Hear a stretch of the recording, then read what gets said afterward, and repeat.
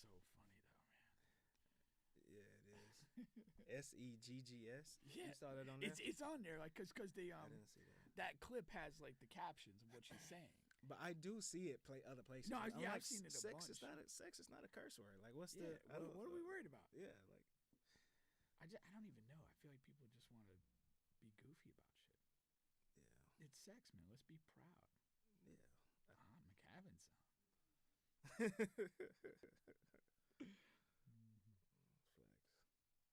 Let me see here. Let's test this audio before we get started. Oh yeah, that sounds good.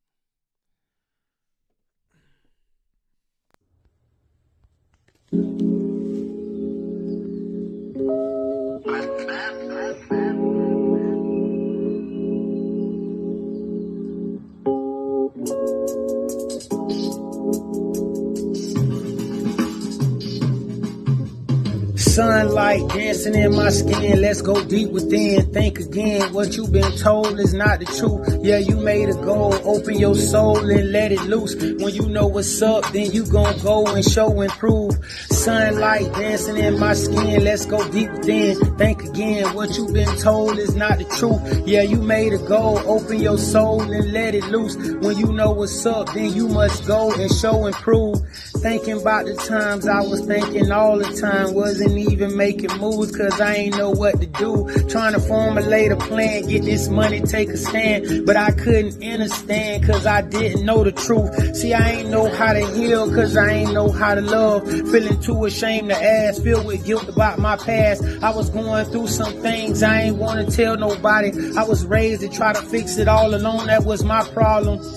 A problem child and a prodigy, an oddity, sent on an odyssey, young anomaly. Life's a freak, she almost swallowed me. Trials and tribulations wasn't meant to conquer me, transform me to what I gotta be for prophecy. Profiting off doing the work, transmute the hurt and vibrate at 528 hertz. When it's hard, just put your heart in it, and always keep it authentic. Evolve spirit, we all kindred like sunlight, dancing in my skin, let's go deep within. Think again, what you've been told is not the truth. Yeah, you made a goal, open your soul and let it loose. Once you know what's up, then you must go and show and prove. Sunlight dancing in my skin, let's get deep within. Think again, what we've been told is not the truth. Yeah, we made a goal, open your soul and let it loose. When you know what's up, then you must go and show and prove. Sunlight dancing in my skin, yeah. Let's go deep within. Hey, hey, hey, hey. Cause you made it go. Open up your soul. Once you know, then you know where you gotta go. Hey. Jaesun. Welcome back. You are back on the bench podcast with Bubba and Pink, home of sports, music, and mayhem. Yeah. Don't forget, we're All available. those things. Yeah, we're available on all podcast streaming platforms, including here on YouTube. Please like, share, subscribe, all of that good stuff. We're doing well. We're doing well. We YouTube. strive to do better. And we strive to do a lot better. Like LeBron James, we're striving for greatness. I do love that catchphrase. Yeah, that's solid. I like that one. Yeah, whoever came up for his team, hopefully they got a raise after that. Hopefully it was LeBron, man. We all witnesses. I think that was a Nike thing. I think Witness was Nike. I think Strive for Greatness was him. Yeah. Well, I mean, like you said, maybe somebody in the team. Yeah, maybe somebody on the team. Shout out to the team. Shout out. Everybody needs a strong team around them. Yeah, everybody does, man. And today on the bench, man, we got a lot of fun and interesting and some good updates, lively updates here. Damar, yeah, Damar. Way to roll into a lively update from the guy who almost died. Exactly. Damar from the Buffalo Bills, his uncle gives us an update. We're going to play that video clip and then, of course, talk about the situation and where the teams go from here. Skip and Shannon, they're trending all over social media and entertainment. We'll get into that. Gabrielle Union, we'll see why she's in the news. It's not for a movie, I can tell you that. Waka Flocka, he said some things that inspired me in his latest interview. I really love that interview from him. Donovan Mitchell in the NBA is going crazy with points being scored. And if you gotta leave this earth, man, you may want it to be the way that this man died here. And we all are going to leave the earth. Let's make no mistake. You are going to leave. It's just a matter of when and how. When and how. And if you get to choose how, out of all the... Oh, yeah. So we'll get to that. First here... Especially you. That's your thing, man. It's Perhaps above all others. Yeah. We'll definitely get there. Once again, you guys are on the bench. Now, Damar Hamlin from the Buffalo Bills. First of all, the game had started off. It was a good game versus the Bengals. The Bengals went up 7-3. First of all, I like when you get the coin flip, and you say, I want the ball. We're going to put our offense on. Because a lot of times. You're not a defer to the second half No, guy. man. Especially when you have that guy. Because it's almost like you're sending a message. Okay. I'm going to come out here. I'm going to score. There's nothing you're going to be able to do about it. You know what I mean? And that's what the Bengals did. They got it. They scored right away. And then they made a stand in the field goal. And then the play heard around the world happens where Damar. And first of all, I'm fumbling around on my Fire Stick. So I didn't get to catch the play live because when you're on the Fire Stick and the whole world is watching the game, it just messes up, man. I don't know. It's very cheap.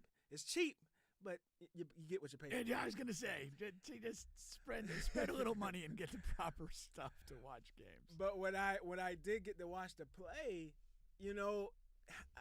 I still believe. I don't think it's the hit. I think it was the hit on the receiver that he was trying to make that caused him that trouble there. We're going to find out.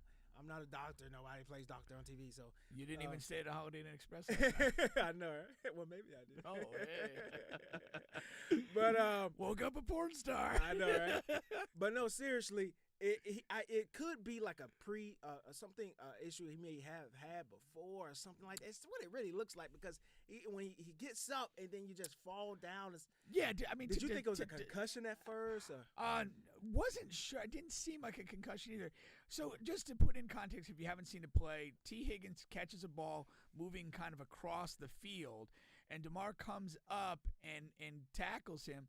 He's kind of in an upright position, like he knows he's going to have to chase T. Higgins, but T kind of lowers his shoulder and kind of goes into his body and kind of goes down on top of him. And Damar rolls up no problem. And then a moment or so pauses, and he basically collapses to the ground. And we know now that he was in cardiac arrest at that point. The tackle, there did not seem, in watching hours of football every year, did not seem to be anything remarkable about it. Where you'd say, man, that's good. Somebody's going to be hurt in that tackle. The fact that he got up immediately, like you would in any other circumstance, was also made it feel like it was normal.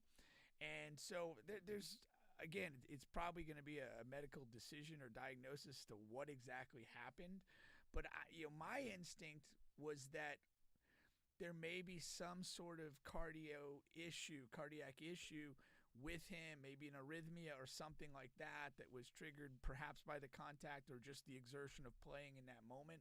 I don't know. I mean, and now they're saying it may have had something to do with his lungs, like his lungs may have collapsed, things like that. That's why he had a lot of trouble breathing. And a matter of fact, he had needed help breathing, so they had him on even when they transported him to the hospital. Well, yeah, but one of the issues that you have is when you go into cardiac arrest, they're using the pads and they're using the compressions, and that alone can fracture ribs, can damage lungs, bruise chest, sternum, and things like that. Especially when you're talking about having, CPR compressions over an extended period of time, which I'm sure he did. So, I think it's his uncle was interviewed recently, and he did acknowledge there was some injuries to his lungs, but that seemed to be primarily from the CPR that was performed, once he went down. Again, you watch sports, you don't want to see people injured, but in football, it's going to happen. It's just a reality of the game. And, you hope there's not a catastrophic injury. But in some way, if you're somebody who watches a lot of football, you tend to recognize certain injuries. You recognize the non-contact guy has a knee injury. You recognize a guy pulling up with an Achilles. You recognize situations where concussions are likely. What's so shocking in what happened to Damar is the heart attack. That's not something there is precedent for it. It's happened. In fact, and I didn't know this until our good friend Will Lee posted it. An NFL player died in a game of cardiac arrest in 1971. My understanding is the only time that's happened. So it's not completely unprecedented, but certainly not something you see on a week-to-week basis. And the way a player reacts in cardiac arrest, it was shocking to see. And the players were shaken up, everyone in the stadium was, and so many people watching this unfold at home, like, didn't know how to react and so forth. Yeah, and what's interesting is when you look at sports and you look at guys, right? And I'm going to play the clip from Damar's uncle in a second here. But when we take a look at it, like, just, guys in everyday life, me, you, every other guy, play fantasy football, we go to the gym, things like that, all the guys in the world. If you really pay attention, even the wildest, craziest, looniest of guys who we don't listen to and having conversations with anyhow, they don't talk about football in the same vein that they do other sports, like as far as the athletes, right? Like you get guys talking about basketball players. Oh, Rondo, he's a bum. He can't shoot. You get me talking about Ben Simmons. You get, and you get that about with baseball. I hear guys talk about that with soccer and those in that lane.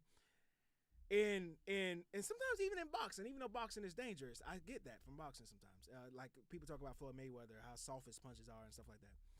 But in football, I don't hear that. I don't hear guys talk about that the same way. Like I don't hear them talk about. And I think a lot of that comes from a lot of us tried real football back in the day. Yeah. Yeah. And so we know, first of all, how dangerous it is and how hard it is. And 90% of those guys wouldn't be able to like have those type of conversations because they're terrible. And in comparison, I'm not an NBA guy, never couldn't dream of it, right? But, one day in the gym, I'm there during one of Juan's runs, and our guy from the Trailblazers is there, Anthony Simons. Yeah. I'm on his team. That's my best shooting night I've ever had in my entire life. And so in your head, you get, crazy ideas. Do I need to try out from the 76ers? So, but NFL, that doesn't happen. I think we know like deep down inside, like this game is dangerous and it's hard. It's different. It's different. And we said this before, like, okay, you could play a basketball in high school, you could play college, you could even play at a professional level, and then that can end for you. But you could still continue to have a meaningful basketball experience. And that's what me and you have. We play a couple times a week or whatever. You cannot – there's just no situation where people are strapping pads on and playing full contact football. If your football ends in high school, that's it. If you get to college, it ends there. And if you're one of the few that make the NFL and you step away from that game, that's it. You're never putting the pads on again. I played Pop Warner football. I played like 5 years of Pop Warner football. My final game, and I'll never forget, was in Eatonville. And it was in the field's been taken down essentially, but you could see it on I-4 just in Eatonville where they would have the Zora Neil Hurston Festival. From Danbury, Connecticut, that's where I played my last full pad contact game. Never forget that, But I knew it. Once I chose not to play in high school, I was never going to play again. Right. It is a different game. It takes a different mentality to play the game. What was a really eye-opening experience for me when I think I was like in middle school or something. We went to see an Army football game at West Point. And I was playing Pop Warner, and you kind of think that you play hard or you think you can hit a little bit. And I remember going in, and this is basically low-level Division I football. And watching the game with good seats, you're like, God damn, these guys play. They're fearless. Like the contact, it's full speed. The pace, everything's moving. The thumping there, it's just different.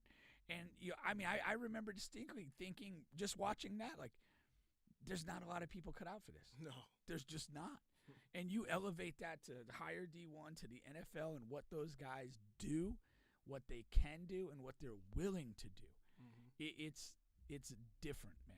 It is a whole. I mean, you really have to have the utmost respect for anybody that plays football at a high level, for that like personal fear thing. No, for sure. And let me play the quick video from his uncle here. His uncle now telling us his heart stopped twice, once on the field and then once when the ambulance arrived there at the hospital.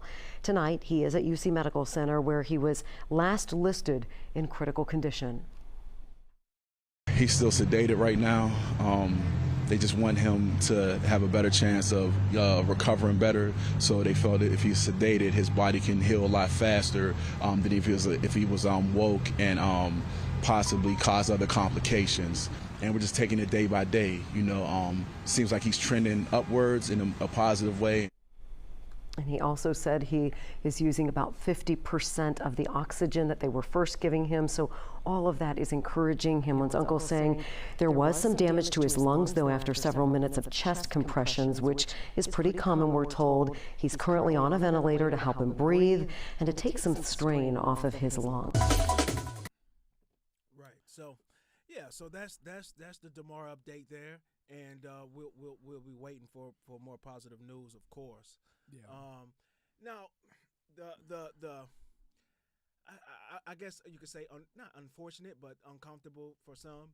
The conversation, it has to switch to, okay,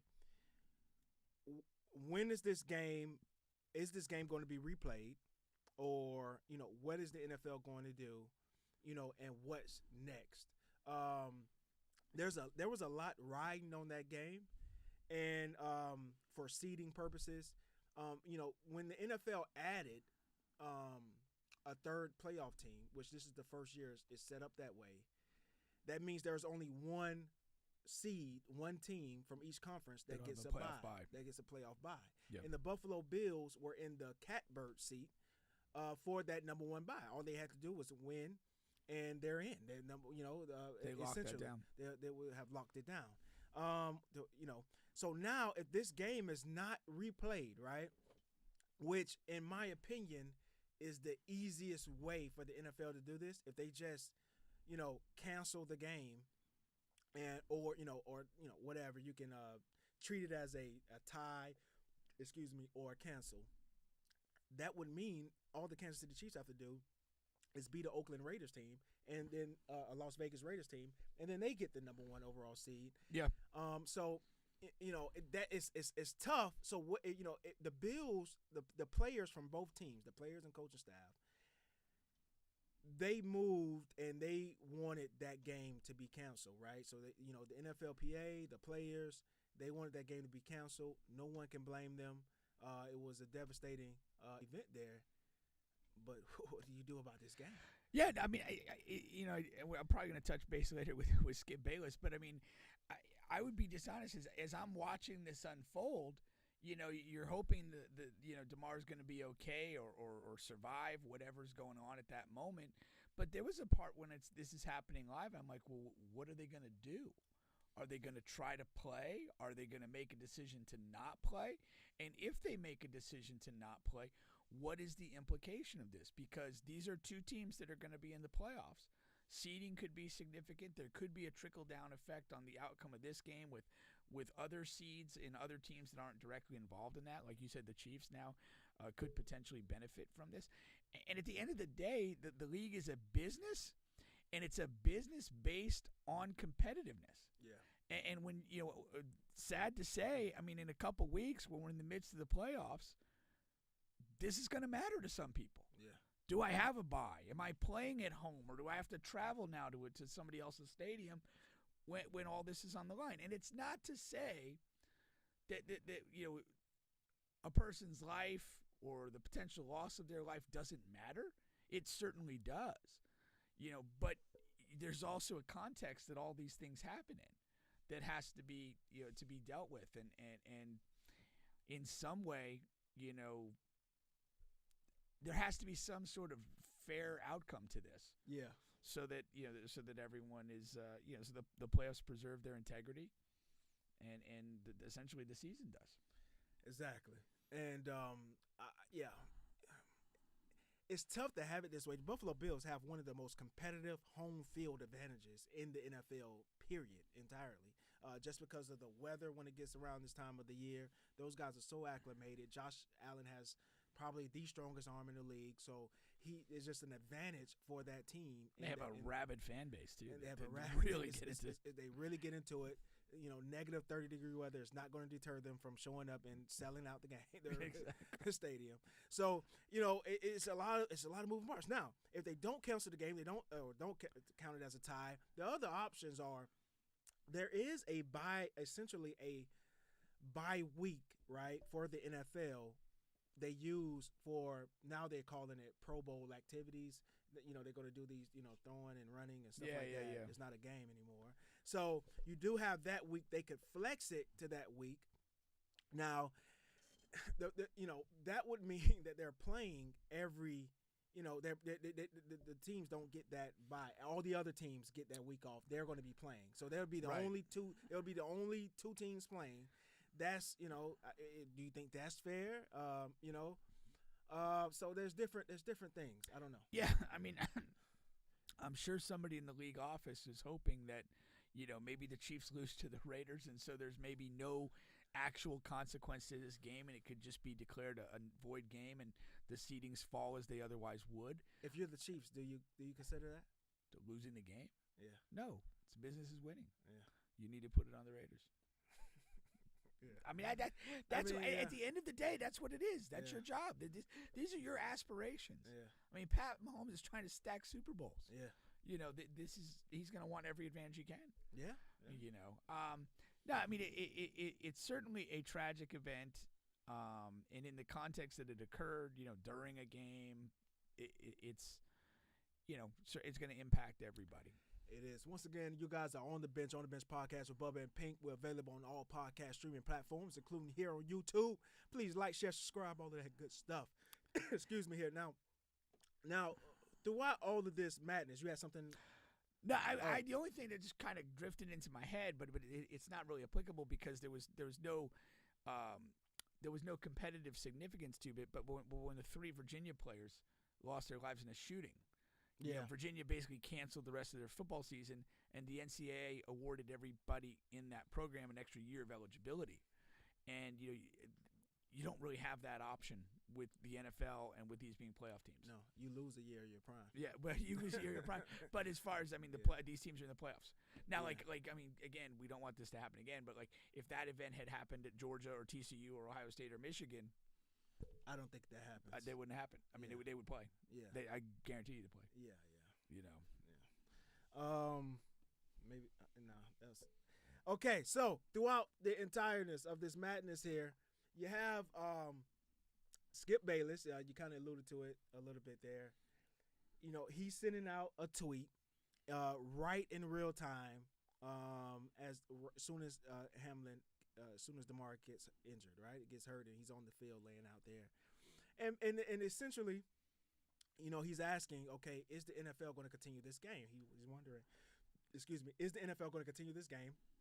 What are the options for them? What are they going to do? And then, everybody comes, NFL players, NBA players, the sports world, entertainment world, everybody comes out, and they're saying how insensitive he is.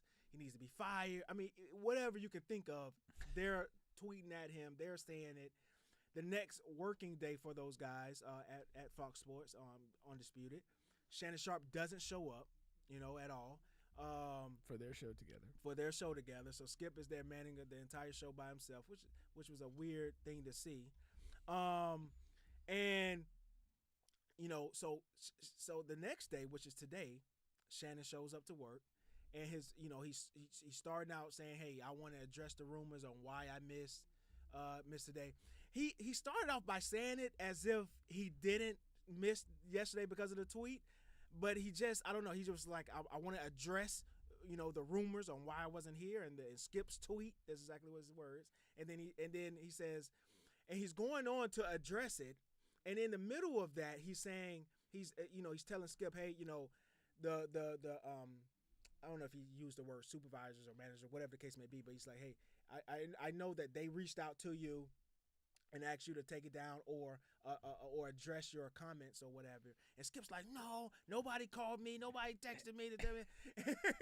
And as Will Lee pointed out, the show the day before, he says, hey, yeah, they called me. It was like, I need to address and kind of tone down my comments or further explain or what happened. The thing about it is these sports talk shows, right? And the thing about the outrage, I made a post on Facebook saying fake outrage on Skip Bayless.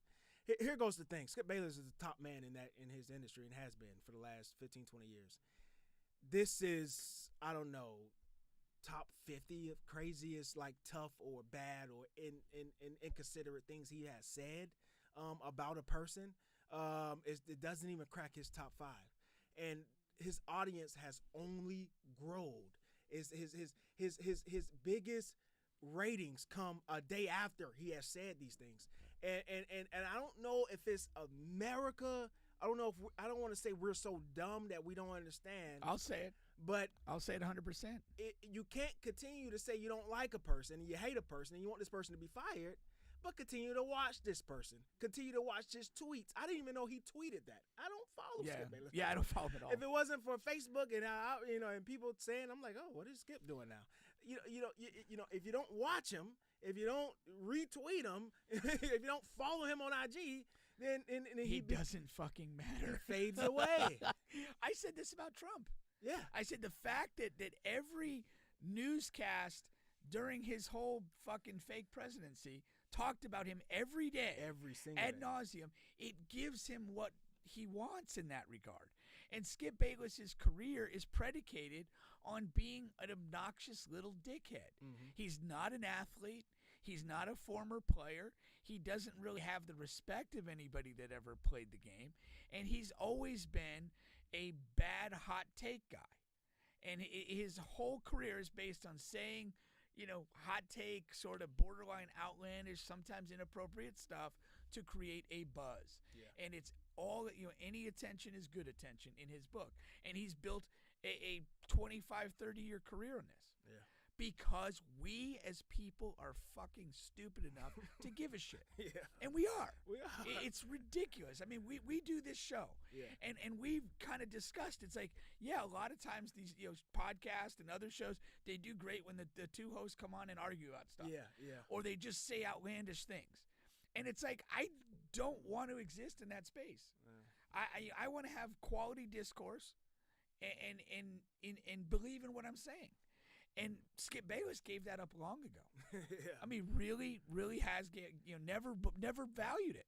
No. And his whole career is based on this dynamic. So, what he said, then what he said on the show by himself, and then lying about it the next day, that's completely on brand for Skip Bayless. What else is new is my thing. Is the thing is, we love whether you agree with it or not, the people that watch these shows, we love it when guys do that, right? That's what keeps us watching. That's what keeps us entertained. There's a reason why Skip Bayless makes $6-7 million a year doing this. And it, whether you agree to it or not, if you watch these sports shows, you like Skip Bayless. It just is what it is. Because even if you don't think you like right, him, you are building his brand. Yes. You are enhancing his value. That's a better way to put it. And I mean, and there's there was a Howard Stern movie years ago, and one of the scenes in the movie, and it was, I never forget it. Howard Stern came on the radio in New York, and he was saying outlandish stuff and doing crazy sexual stuff on the air. And it was everyone was completely bent out of shape. It was kind of unprecedented at the time. And then the numbers were coming in. And it's like, I remember there's one scene, and this guy's like, people that love Howard Stern listen to the show for an average of 26 minutes and 32 seconds a day. Listeners that hate Howard Stern listen for 42 minutes and 17 seconds. And that was what it was. Yeah. The people that hated him or said that they hated him ended up tuning in for longer than the people that openly said they liked him. Yeah. They're waiting for the next thing that he's going to say. They're waiting for the controversy. Now, where we are now in social media, it's magnified, it's exemplified, because again, I don't watch Skip Bayless's show at all. Never cared for him. Think he's a bum. But when I go on social media, if he says anything at all, there's 100 or 1,000 outlets that are going to retweet, share the clip. Because why? Because it gets them views. And it increases their band just by showing something dumb that he said. Yeah. And again, it cycles back to him. He's out there. Everybody's sharing his content. And like you said, the next day after he says something stupid, people are, whoa, what's going to happen? Yeah, what's going to happen? And you have, it's not a coincidence that his co-host, maybe not for long, is a black former athlete. The opposite of what he is. Yeah. And there's this, and again, it was really strong in this situation. There's always this almost like, is Shannon going to make him accountable for this? I can yell into my Twitter account or whatever and think he's an asshole, but there's no impact. Yeah. But we know on this next day, like, he's going to have to sit across the table from Shannon. Yeah. What's Shannon going to say? And that's what we're waiting for. And so Shannon skipped Tuesday, came today, and it was a very awkward, confrontational, situation.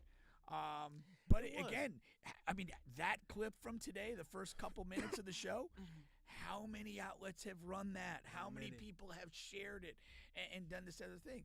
And you want to cancel Skip Bayless? Stop watching his fucking show. That's it. Stop retweeting anything that he does. That's it. Stop sharing his content. Make him a tree falling in the forest, and he dies. Yes, that's it. That's it. Plain Cut and him simple. off. Cut him off. Really that simple, man. Yeah. I never thought it was that difficult. And for me, Skip is not an issue for me because I know what he's doing it for. I mean, I wanted to be in this business, and I know the more successful ones, I know what they have to do. I mean, the Stephen A. Smiths, although a lot of people, don't like a lot of things that he says, but he's extremely hardworking, and he knows exactly what the people is going to get the people going. The Dallas Cowboy stitch that he has, or whatever you want to call it, he's just doing that because the people are going to, as soon as the Cowboys lose, they're going to watch the show the next day just to see what Stephen A. Smith. If they win, they're going to watch the show the next day. He has them he just has them right there where he wants them. Exactly. And it's great. It's great for him, great for television. That's why he's the highest paid now. He's actually overcome Skip with his most recent contract that he landed last year. And there's a reason for that. These guys are earning this money. They have your attention, and your attention is not going anywhere because they figured it out. They figured it out, and maybe, like we're saying, maybe it's not a difficult arithmetic problem. It's not. It's just we're It's dumb as not. shit. Maybe that's just the answer. Yeah, because you do, like, again, you do that thing. You're channeled in. If the Cowboys win, we're going to expect something from it. If the Cowboys lose, we're going to expect something else. But we're there to see it. We're there to see it. And as long as you're part of those sheep, Yeah. these guys continue to make money. And also, I don't think race is a part of this. I don't think Skip Bayless is racist, and I don't think Stephen A. Smith doesn't care about his people. I think those two are the biggest misconceptions about this. I don't know about. I mean, there's again, Will's highlighted a number of things that Skip is. I don't think race played a basis in this particular story that he's catching heat for now for the Darwin thing. But again, he's kind of has this history of his commentating on white and black athletes being pretty different. No, that's not true. You don't think it's true at all? No, it's not true at all.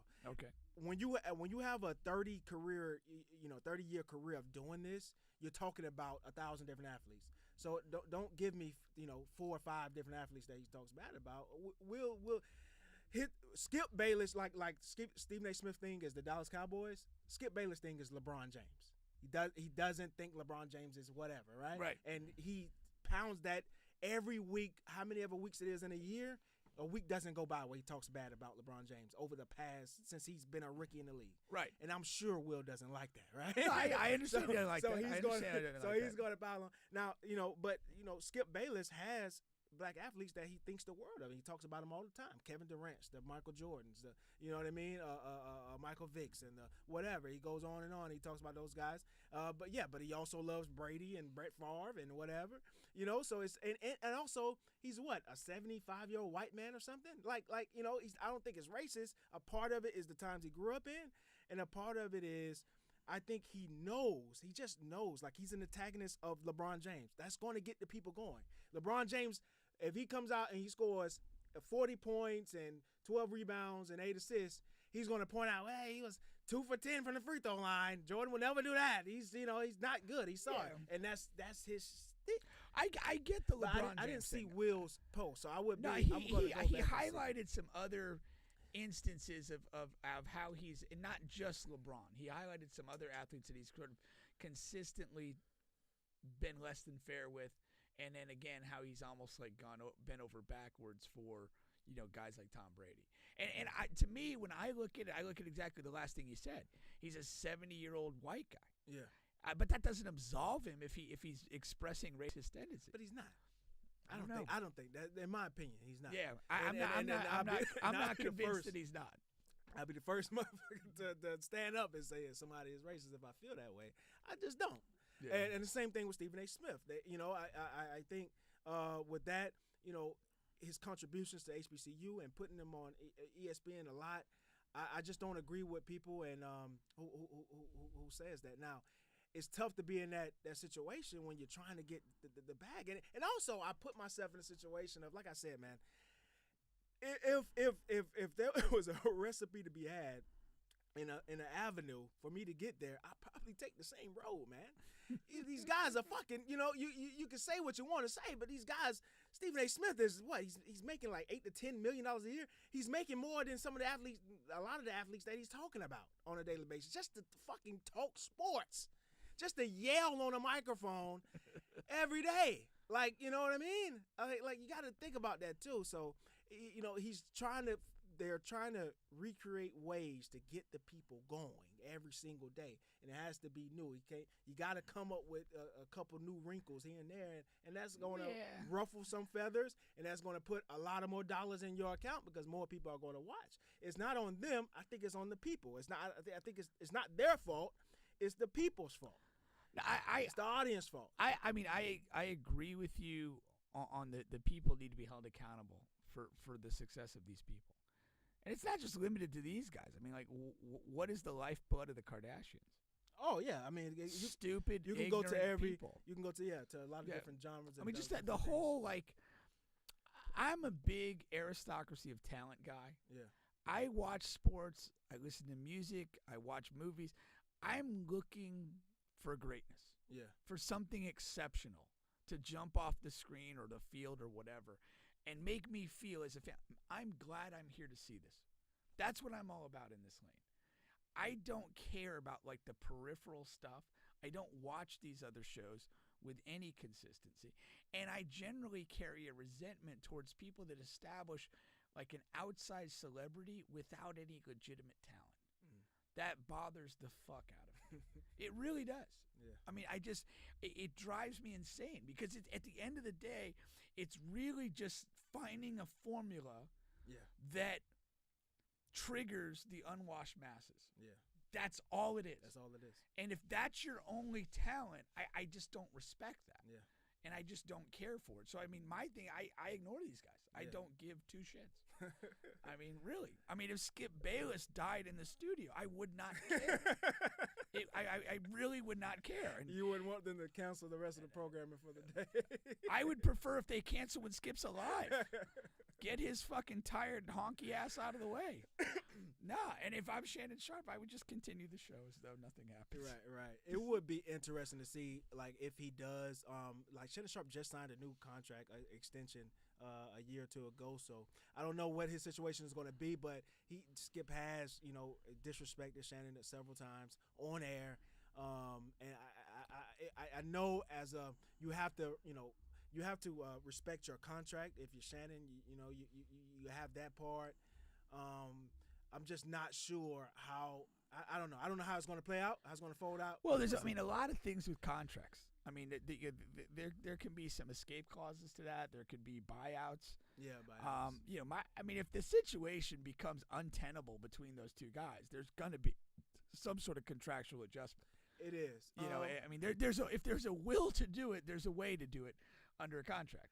They may have to, and again, it may depend on the mechanic. I mean, if he just steps away and says, fuck it, keep your money, or if it gets to the point where maybe Skip's kind of leveraging to get him out of the show, and then it's like then it'd probably be more of like a buyout scenario. The last thing on that too, Skip he's sort of made quite a few careers in this business. I mean, Shannon Sharpe and Stephen A. Smith, they have a lot to thank Skip for. Now, don't get me wrong, that with the dynamic working, of course, it helped elevate Skip as well. But it was Skip's decision in both cases to bring those guys on. And don't get me wrong, I think you kind of alluded to it a little bit earlier. I do think them being the polar opposite, being African American, being whatever, played a part in him choosing them. And also, hearing the names was also interesting.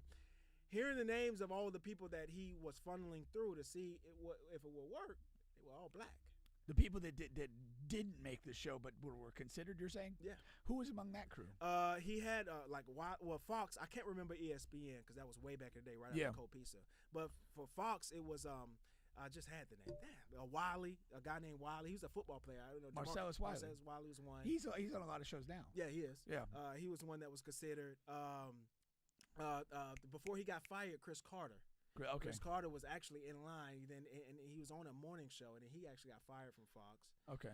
So yeah, they were all black. It was also interesting. Yeah, it's a formula. It's a formula.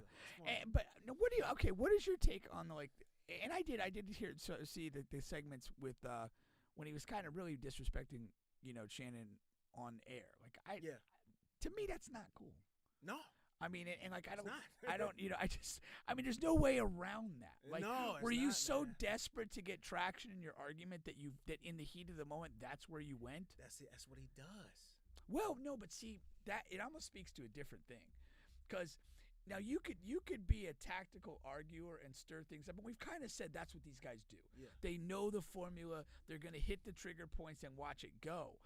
That thing on Shannon, when you go to a personal space, that's almost like you've actually lost your composure and you've lost your argument. And I don't have anything else to go to. I'm just going to say something that hurts. Right. Almost like a woman. Yeah. To me, that's what I mean, it wasn't the deepest of arguments, oddly enough. But it's to me, when he went there, he lost his cool. He just was trying to lash out. Yeah. He didn't have another good point to make. Yeah. He didn't have anything in the context of the argument, so he just went over here and just said this. Yeah, he did. Which to me, that was it was a loss of composure and whatever. Loss of composure. But what's interesting is there are some athletes who have countered Skip Bayless on that show, and when he was on First Take with a similar thing that he did to Shannon, right? So you had Jalen Rose on First Take. He came back at him talking about, weren't you a high school basketball player? Didn't you only average 1 point a game? What did you do? He kind of, and that was live on air. Yeah. And Skip was, you could tell he was, and then he had to come back out the next day and was like, well, let me explain. My coach, he didn't like me. I was really a good player. And then, Skip, the coach usually likes the good players.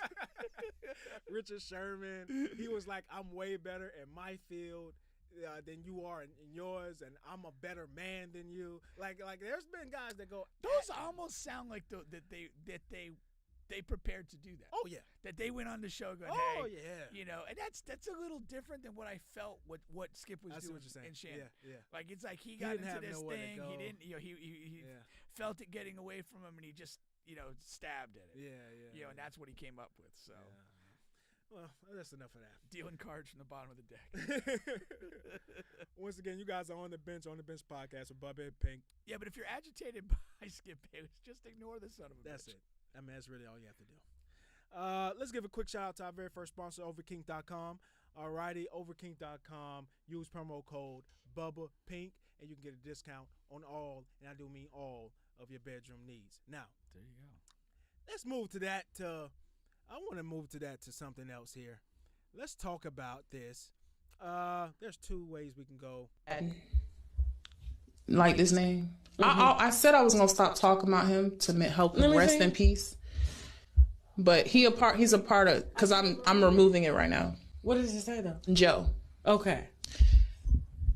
I was in a relationship with him for 3-4 years, and he died of a brain aneurysm in the middle of sex. Like I was, Mhm. I was giving him head, and his last words is "oh shit," right? My whole recovery. What's crazy is I want to say probably like a month or two ago. That's when I finally healed. Yeah. Shout out to Joe. Shout out to Joe, man. You know, I said, you know, I've heard of Firehead. at the top That's of the show. Deadhead right there. You gotta leave this earth one day, man. It gotta happen.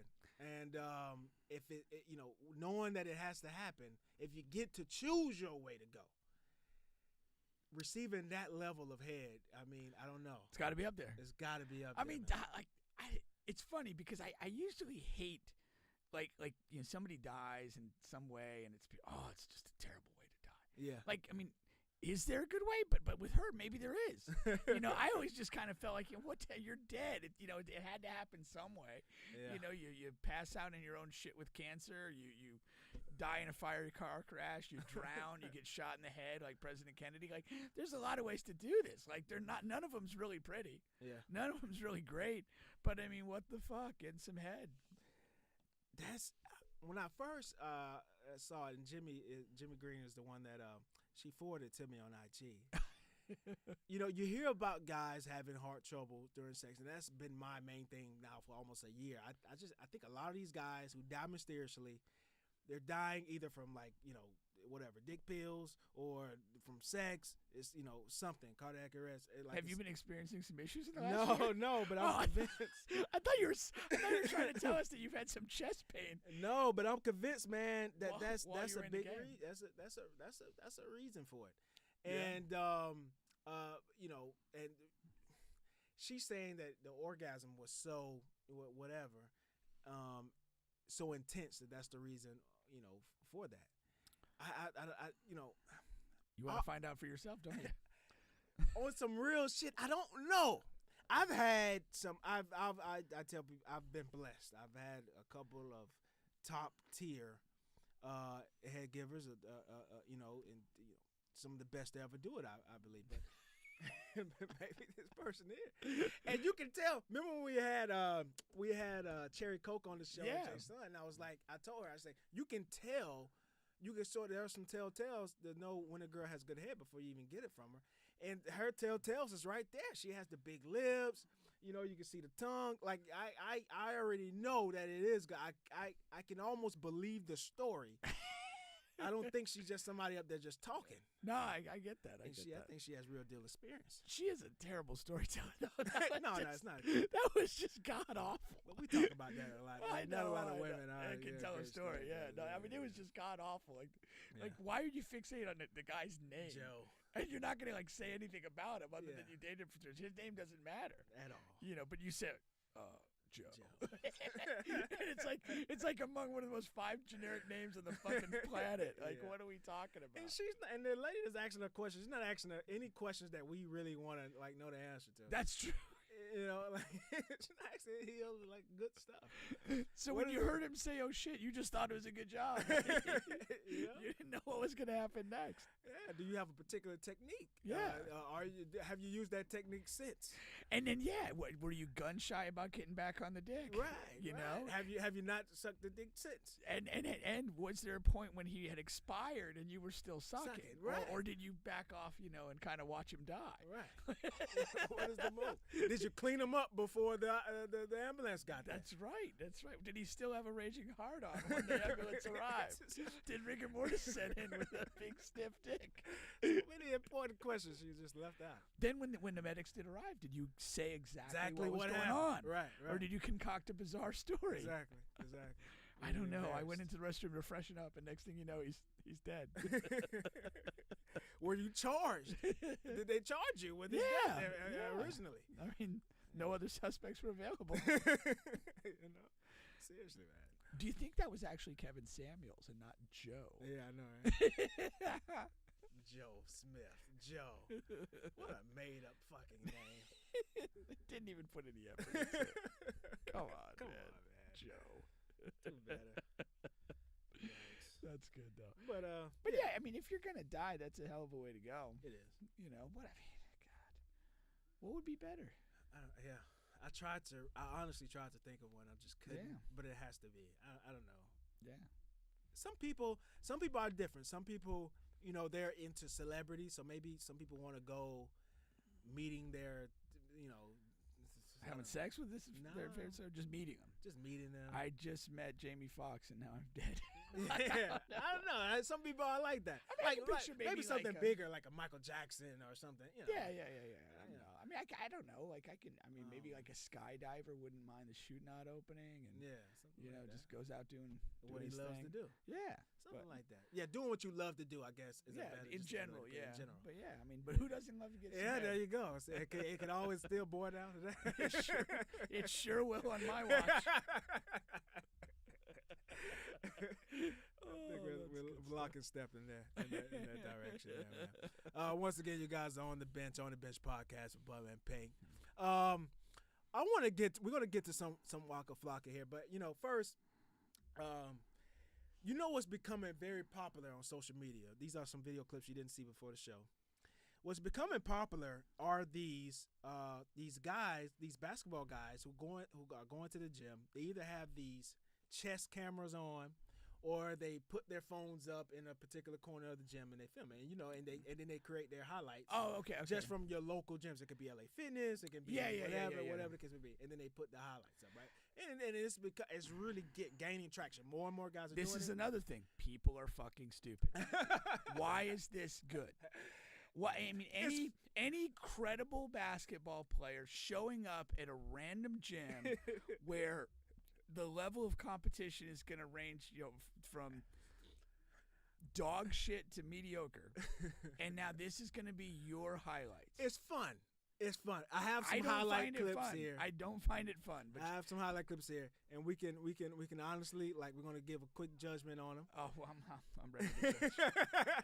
I've been called judgmental. I have some here in my past and present life. So yeah. And there's no context to them. Somebody sent me one that I was on. Oh, really? Yeah.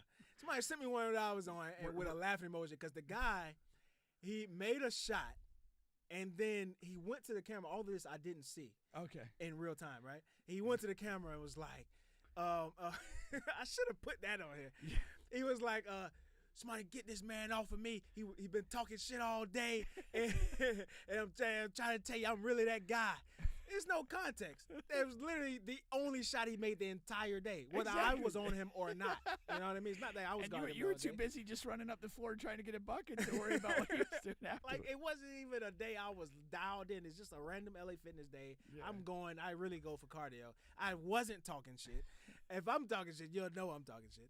And he does that to the video. I'm like, what are you talking about? And then, this is why this stuff is stupid to me. It's so contrived. Yeah. You're making a meaningless bad shot basket 5-2 in a pickup game. 5-2, yeah. And then acting like, you're talking shit like you just, hit a dagger 3 in the finals. I mean, this is bullshit.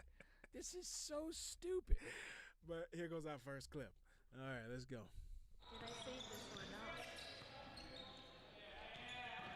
We got Dom here. Dom is actually, we know Dom. And this is in a league game. This is actually in a men's league game. Yeah. He gets the slow-mo of him jumping the passing lane, miraculously staying in bounds. It was Aaron and Bo up on the sideline. Yeah. They're shocked. Oh, my God, Dom defended. I'm shocked. Hold on, and I think the capture, and I love Dom. I love you. If you're watching the show, you're my guy. But it's funny. Like, you're gloving people up, and you get a passing lane steal. I mean, come on. Exactly. Glove somebody up and, like, rip them at half court. One more time. Could the guy telegraph the pass anymore? Exactly. I literally think they hit pause for him to look left. Dom is already in the passing lane. And who was he throwing to? the coach? I think he was trying to pass the ball. Like, that pass had no hope of getting anywhere. Look where the receiver is. Hold on, you want to say it one more time? Yeah.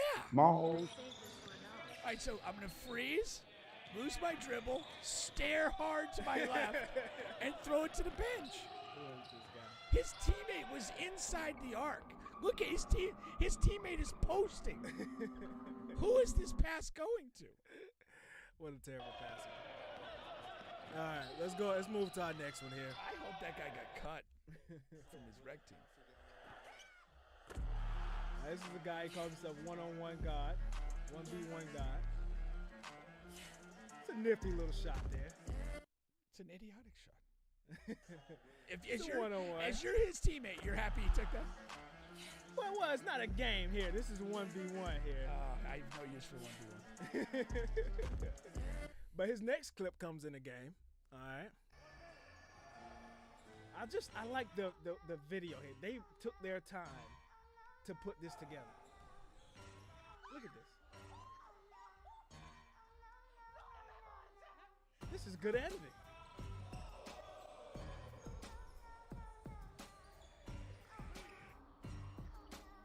No use for this? No.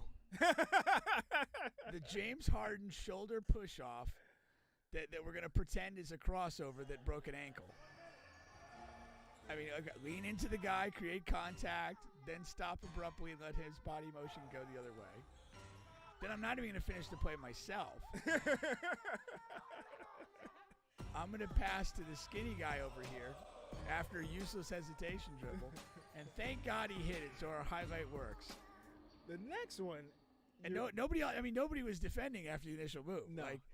My man, Just standing literally around. didn't have anybody within 10 feet. He had a versatile force field around him. The next one you'll really love. I'm sure I will. Let's go. This is the LA Fitness run here. Ice ball screen.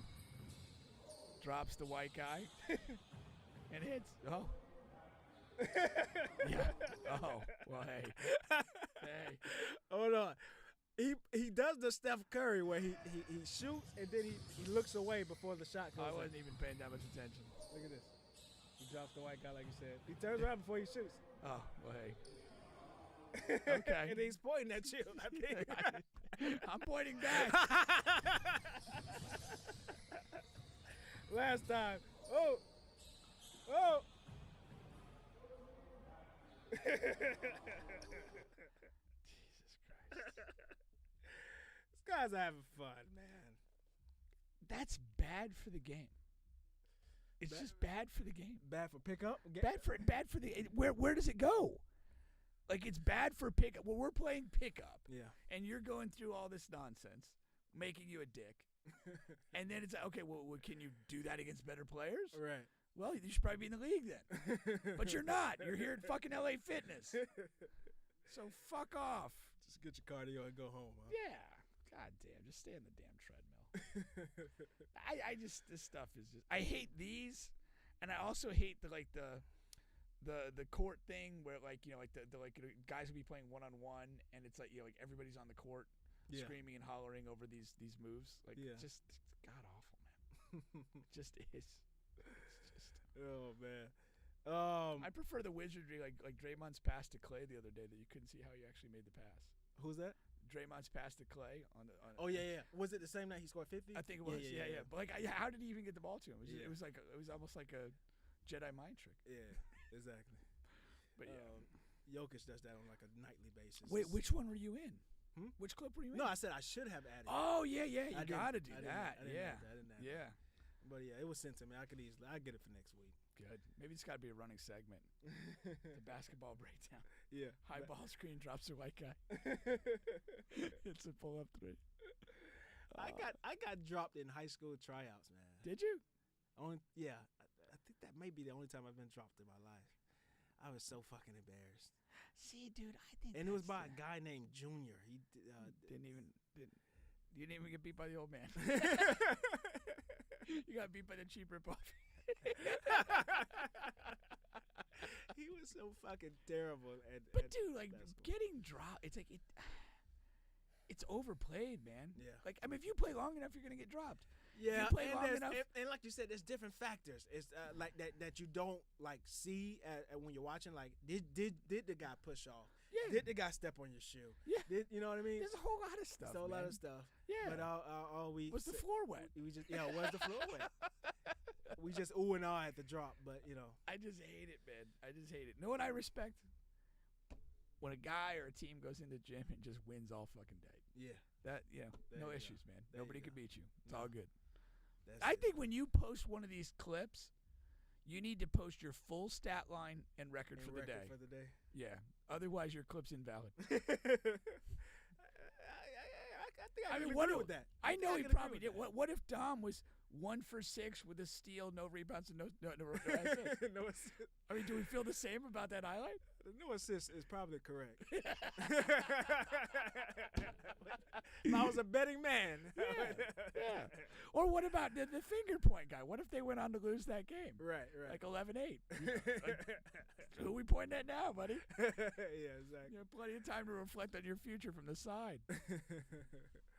No, that's fun stuff, man. Fun stuff. A quick shout out to our second sponsor here, Royal13thebrand.com. Once again, Royal13thebrand.com. Be fresh here in the winter, going into the spring.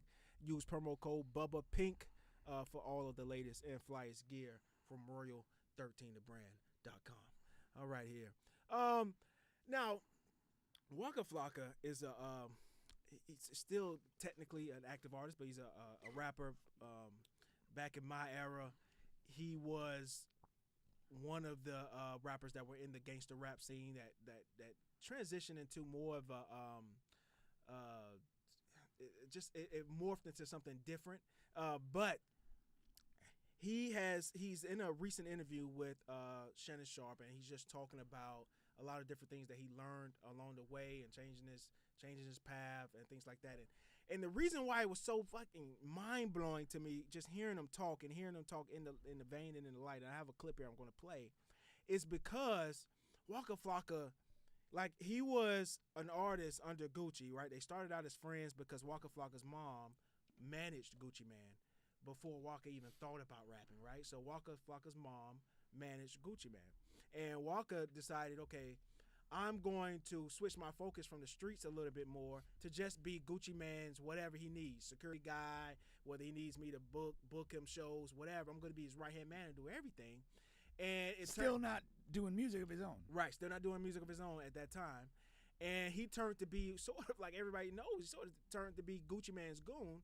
But if you know Gucci Mane, you know that he was the goon of all rappers, right? So Waka is like the bad man for the baddest man in hip-hop, right? And rap. And that's really what it was. Like, you know, the industry feared Gucci Mane. And then you have this guy that did all of Gucci Mane's, like, dirty work, if you will. You know what I mean? He was, you know, whatever. And all of his stories were verified. So listening to this clip and just listening how it seems like and sounds like he's just fully transformed, it was just fucking awesome. Here it goes a clip, part of the clip. My whole shit coming up was to make it out the hood. Correct. I'm not one of them niggas go be a billionaire and go sit in the hood and roll dice and smoke weed. Right. I want to buy the block. Right. I want our name on the block. Right. That's going back to the hood. Okay. But what stopped me and what actually made me stop hanging in the hood was Dick Gregory. Okay. I watched this clip. Dick Gregory was like, nigga, why you buy this Rolls Royce? To ride through the hood to show you the richest motherfucker? That I can't buy one? And da-da-da-da. And it's crazy because that's why I bought it. Right. I was young, like, nigga, Right. we getting money on the south side. I'm finna pull a phantom out here, da-da-da. But I was ignorant. And at the same time, I could have bought this condo downtown Atlanta that I ride by every day today. Right. And it's fucking 5 times the value. Right. The egg on my face, right? So when I seen Dick Gregory do that, I actually got out that car. I ended up getting in an Escalade. And I've been driving Escalade ever since 2011. And I don't barely be home. Like, cars to me are just, I start figuring out. Appreciating assets, huh? And Come on, we need one to get from point A to point B, but at what point, because you probably had everything. So now, is it a means of transportation or is it a means to get attention? you know what it was? The problem, yo, this shit crazy. The problem is, like, the things I wanted to be and grow up to be, I got there. Right. At 23 years old. Okay. I was sitting so high on top of my mountain, I just kept smelling something. Right. It just smelled like manure. I was standing on top of shit mountain. I didn't have nothing. I didn't have no business. I didn't have no financial literacy. I didn't have an insurance policy. I didn't know what trust accounts was, shell companies. I didn't know how to go buy tangible businesses. I didn't know nothing. So I'm like, yo, how am I this famous guy and I'm the big homie and y'all respected me, but I can't even tell you how to open up a bank account. I didn't even know how to open up a bank account, Sharp. I'm telling you, I learned that at 23 years old. Like, it's crazy. Like, I'm all respect to my mother. My mother didn't have time to teach us that. She was too busy paying bills and making sure we alive. So when I learned that part, it felt so good learning that. Like, usually if I want to run money up, I have to go in the streets now. I got good credit, some holding companies. I go give me a loan. Right. I go get a loan right now for $10 million, $20 million, $100 million. It's just perspectives and a good business plan. Yeah.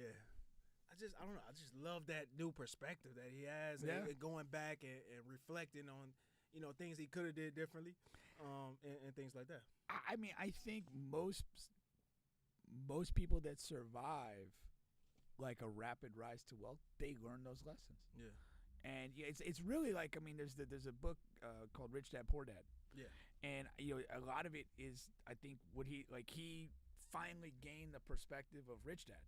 Like, he probably wasted a bunch of money doing stupid decisions and not taking care of funds in the way that he was, but thankfully he's had the longevity to learn through the process and get to that. Yeah. And you have to respect that. I mean, there's we talk about these athletes, talk about entertainers and everything else. There's a the guys that survive this, and like they're in it for 10, 15, 20, 25 years at like a good level. It's insane. I mean, you have to have nothing but respect for them, whether you like their particular music or you like their particular acting skill or whatever they got going on. The ones that survive, they deserve our respect because they've gone through that whole process that he's talking about. Right. And they've figured it out, and they've stayed, and while doing that, kind of like the backbone financial learning, they've also found a way to kind of stay relevant so that there's they still have some credibility and some stature, doing their craft, or the craft is sort of morphed maybe from music into acting, or like Snoop Dogg, he's just a personality now. Yeah. And exactly. it's wild, but it's great to see. But it also begs the question. It's like, it also points out, like, that's what mentorship is for. Yeah.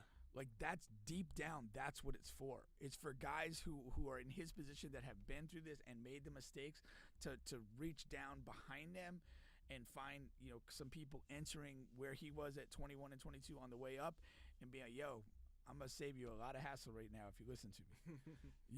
Here's what I learned. Yeah. And I paid to learn it. I'm going to give it to you for free. Yeah, exactly. And I like the way a lot of those older artists are shared information. That's why you see a lot of younger artists, not a lot, but quite a few, they're owning their own masters. They know what that means. They're, you know what I mean? Not signing a lot of these 360 deals with these record companies and things like that. So they're the older artists are sharing information, and some of the younger artists are taking heed. And and of course you got some knuckleheads that just won't. But yeah, just like you said, man, and that's exactly what it is. But it's just just to see the transformation full circle, it's just awesome to see. But he went on to talk about other things like they keep asking him why he's not making music now, and will he make music with X and Y and Z young artists or whatever. And he was just saying how completely in a different genre and lane, because a lot of the music now from these younger guys is either slow and melodic, or like talking about what's the word I'm looking for? It's always pain and things like that. You have that lane, and then you have you still have some semblance of gangster rap shooting and things like that. And he's just not either one of those guys. He's not that guy anymore. And he says, in Waka, he makes a lot of up-tempo, upbeat music. He wants to dance. He wants to have fun and things like that. Yeah. So those guys like Rod Wave and things like that, who makes the slower melodic and pain, suffering music, he's just not on that either. Yeah. So he's just venturing out into different business lanes and just finding a way to stay relevant and stay good in business. And you got that goes back to that thing about the respect, because it's like, you have to keep finding a way to be relevant. It's not always going to be the same. You can't trot out your same style of music. The music's going to evolve and change. Sometimes it moves away from you. Sometimes it comes back. Right. As far as that goes, but to understand like who you are and understand like, I mean, I might be able to attach myself to that project, but that's not me. That's not what I'm about. Exactly. That's a pretty solid line of thinking on his part. Yeah, I mean, and there's one story. I mean, it was there's a guy. He's actually a rock dude, D. Snyder from Twisted Sister. He's on the Howard Stern show years ago, and he was one of those things. Like, grew up in New Jersey, had the band of dudes in the thing, in the garage, and they're teenagers, and they become stars. They have a big album and a couple of hits, and then like he was on the Howard Stern show. He goes, yeah. So I'm trying to write the second album, and I'm sitting by my pool at my mansion. And I just couldn't generate any teenage angst. It just didn't work. Like, it was just empty. Like, right. You know, you want, again, once you go through the journey that Waka Flocka did, and now you're this like business savvy guy and whatever, you know, you're not the same dude that was rapping earlier in your career. Yeah. You have a different life experience. To me, like Jay-Z epitomizes that. Yeah. Like, I love early Jay-Z. I mean, I was a huge fan. I don't identify with it like any of his more recent stuff, which is I just consider like mogul rap. Yeah. You know, it's just, you know, for some people that are aspiring to be that, like they almost find an anthem in it. I just find shit. Yeah. You know, unrelatable garbage for me, but to each their own. But he's writing true to his life now. Yeah, he's writing true to his life. You know, now. He's not a hard knock life guy anymore. Right. You know, and it would be inauthentic if he tried to stay in that space. Yeah, you almost have to switch over. I don't know many artists who kind of like hang on to that. I'm trying to think. Lil Wayne is slightly different because of his content. He was, you know, I don't know. Maybe he stayed a little bit more to what his early days are to what he raps now. Just a tad bit. Some things have changed, but a lot haven't. But yeah, I mean that's the way you have to go that route. You have to go that route. But shout out to Waka, and the Shannon Sharpe podcast, which is doing well. Once again, you guys are on the Bench podcast with Bubba and Pink, home of sports, music, and mayhem. Gabrielle Union is in the news right now. So she had a comment where she was talking about her first marriage, and she said she felt very comfortable cheating. That just said she felt comfortable. She did. You added the very. She felt very comfortable cheating in her first marriage because she paid all the bills and she doesn't feel sorry about it. Very blunt, and I just 1,000% agree. It doesn't matter if it's a woman or a man. If I don't see the problem. You're paying all the bills. You deserve that right if that's what you want. You do what you want to do. Okay, it's alpha dog behavior, alpha dog energy for sure. And again, whether it's the man or the woman, if you're the alpha in the relationship, you're going to do what you want to do. Yeah. And you feel entitled to do that because you're basically doing the heavy lifting. And in most relationships, the heavy lifting is the bills. Yeah. And it changes things. And that, I mean, like, I don't disagree with her at all. And I do think, like, whether you're a man or a woman, if you are not bringing anything to the table besides a dick or a pussy, you are in trouble. Yeah. Like, there's no balance there. And you will get cheated on. Like, yeah. or you will be leveraged in some power way because you're not bringing anything to the table. There's no balance. And over time, like, I think initially in a relationship, like, somebody could kind of sell themselves on, like, maybe they like taking care of that other person, or maybe they feel like they're elevating that other person, and that's appealing to them. But over the long haul, you're just not bringing enough to the table. You're not bringing balance. You don't have to be in a we earn the same amount of money vibe exactly, but you gotta be able to bring something of substance to the table besides your genitals. Yeah, pay a light bill, cable, or something. But I don't know. Well, I do know. I couldn't be in that situation. We joke like clown or whatever. Oh yeah, I saw a guy on Facebook say, yeah, man, I'm okay with that. I'll just stay home, play Madden, and whatever you do what you want to do, babe. Just don't bring diseases home. But I honestly don't think, like, if I'm in that guy's situation, it's Gabrielle Union. Now, this is her first marriage. I'm assuming this is like her prime of prime. She's entering all these movie shows, whatever, commercials. Yeah. And here I am as the man. I'm not famous. I don't know if he's like a regular day-to-day guy. I thought he was a football player. Was he? I thought that was the story I'd heard. Okay. But like he wasn't a big star. Okay. So I don't know. Maybe he ran out of money. Whatever. I don't know. And I don't know if I could. I can't. I couldn't be with a star who was paying all of the bills, and like I just because you're not dumb. Like you have to assume like she's out on the road all the time. There's going to be times where she may be on a movies like what it could take 3 months, and she's out and about. She's away for 3 months. If you don't have anything going on, you could be on scene with her. I mean, like legitimately. She's probably gonna rush you away. She needs space. I need creative space. That just means I need some more dick. Yeah. I'm get creative with how I ride it. No, dude, it's true. It's true. Yeah. But yeah, I mean, again, like if that's where you are, like if you're like literally, the other person's making the money and you're playing Madden or whatever, like what are you bringing to the table? And here's the other thing, like, and now some people, you could work this where like, okay, my girl's making all this money. I don't really have anything to do today. I'm just be on the dating app smashing other chicks all day. Like you could do that. You could do that. But like I feel like you've got like there's a certain energy that you have when you have something going on. Yeah. You're interacting with people. Power's intoxicating. Confidence is alluring. And so like when you have something going on, like even like in a professional setting, even if it's not at the same level as your partner, like, oh yeah, whatever. My girl is kind of the person over at her job, or that my dude, like, okay, I make more money than these, but like, look at his team, fucking respects him, and this and that and the other thing. Right. But like when you don't have any of that going on and you're playing video games all day, like that's just not. But the other side of that coin is like that happens with like the stay-at-home spouse. Right. Like they lose their appeal. Like they're not having normal adult interactions. They're maybe they're just with a couple small kids all day, or maybe they're with another group of yapping fucking moms, bitching about schools and redecorating.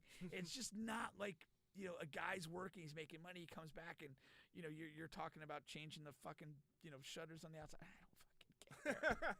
Like, and I'm sure Gabrielle Union's like, she's just on a movie set. She comes back into town and like walks in the house and homeboy's like, in his 6 hour of Madden football.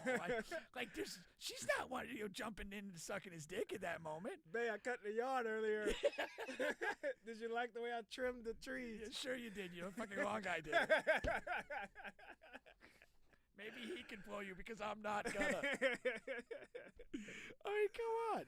There's you have to bring something to the table, man. No, you do. But yeah, but she would reserve, because because of the control and the power play, she could control him not or have an extreme problem with him going out on dating sites and smashing. When you said that, I thought about it. I was like, nah, she's probably gonna want to control that aspect of it.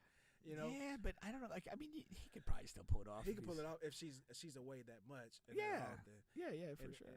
And you have enough time where you shouldn't be sloppy in that scenario because you have enough time to think this through.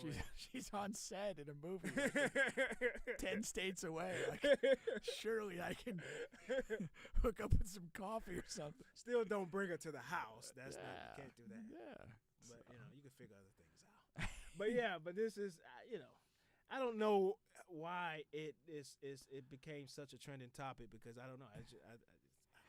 It's that thing, like not many women say that. Yeah.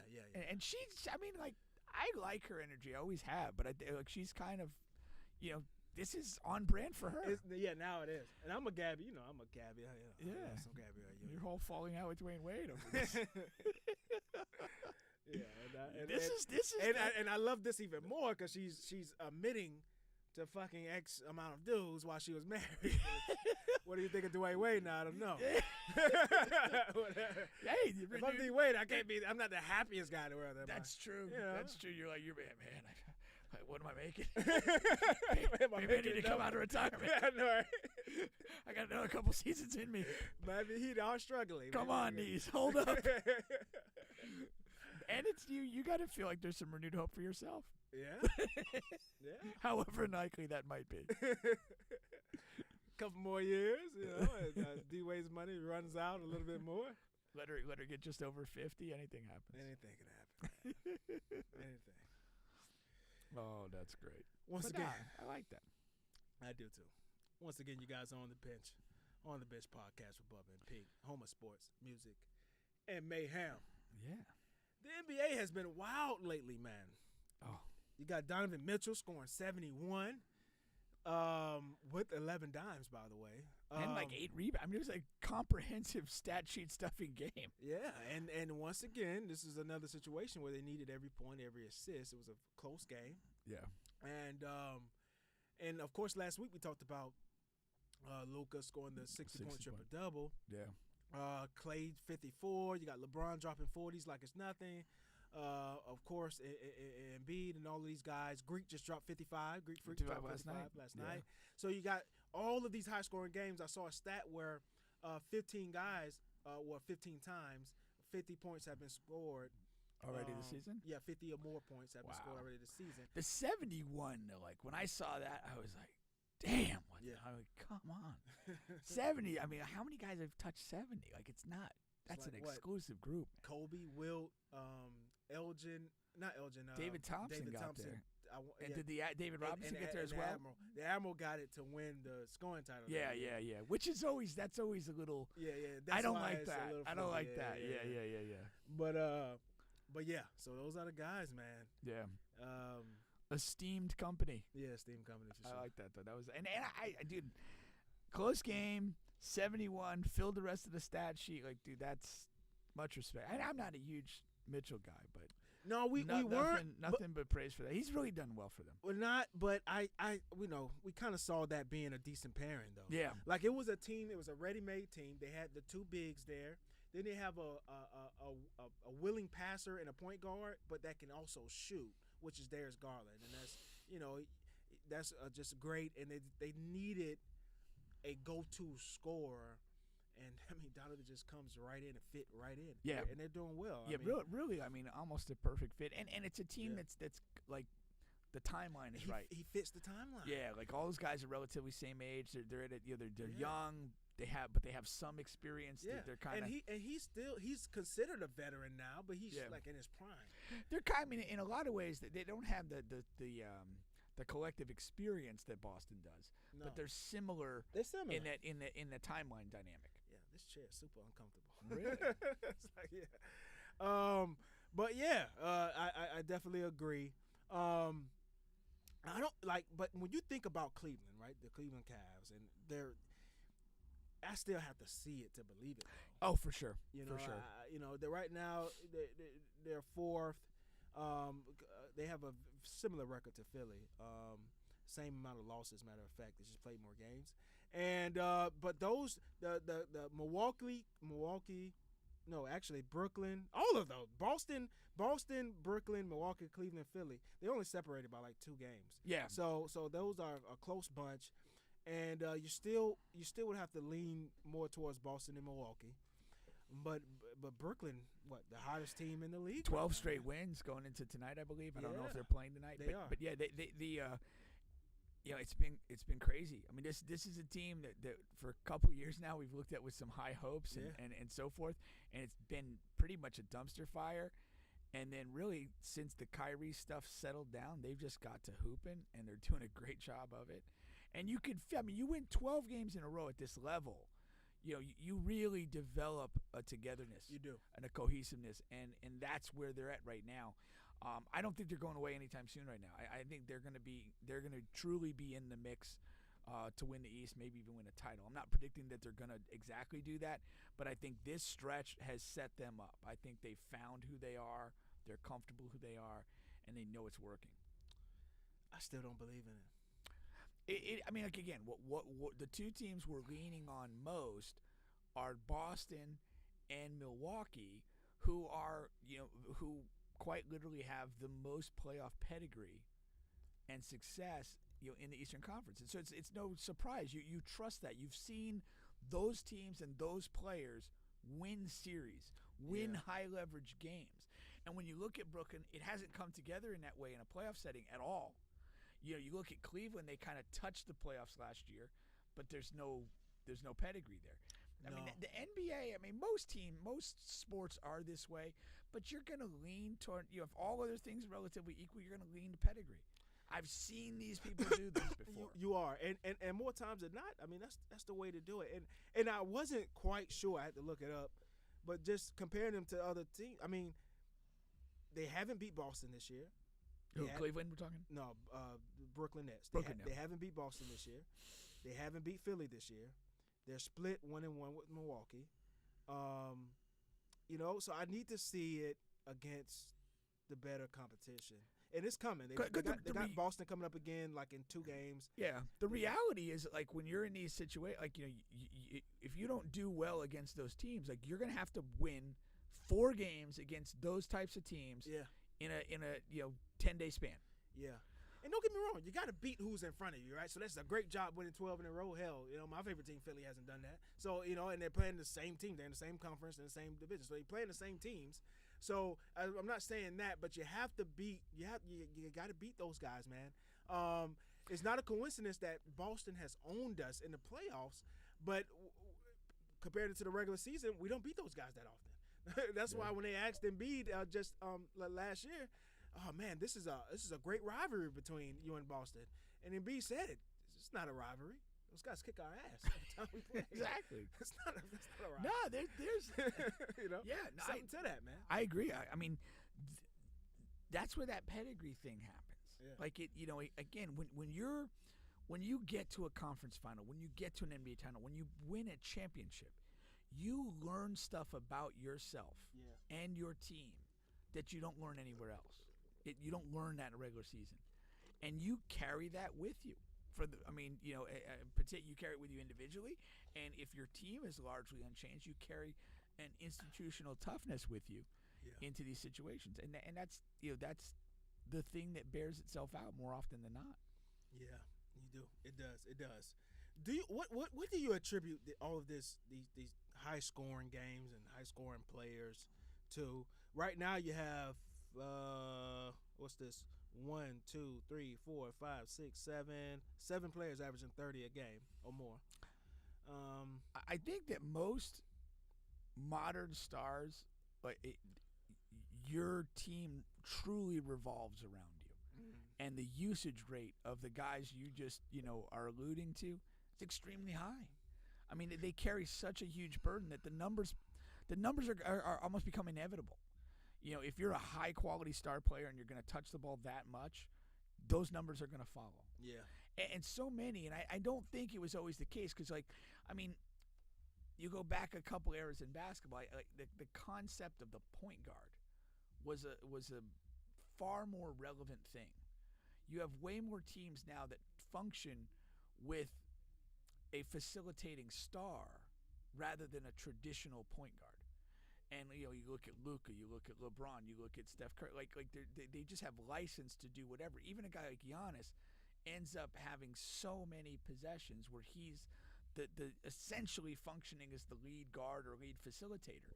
And you're not playing a lot of teams where it's they have this guy that brings the ball up the floor 75-80% of the time and initiates a set play and gets the ball to certain places. That just doesn't exist in this game anymore. Yeah. It's a lot more direct. We get the ball in our best player's hands a whole fucking lot, and we live with his decisions. Yeah. And you're going to double him, he's going to pass. You give him one-on-one, he's going to eat you alive. And that's how the game is played. That's funny because I saw that against the Pelicans played Philly.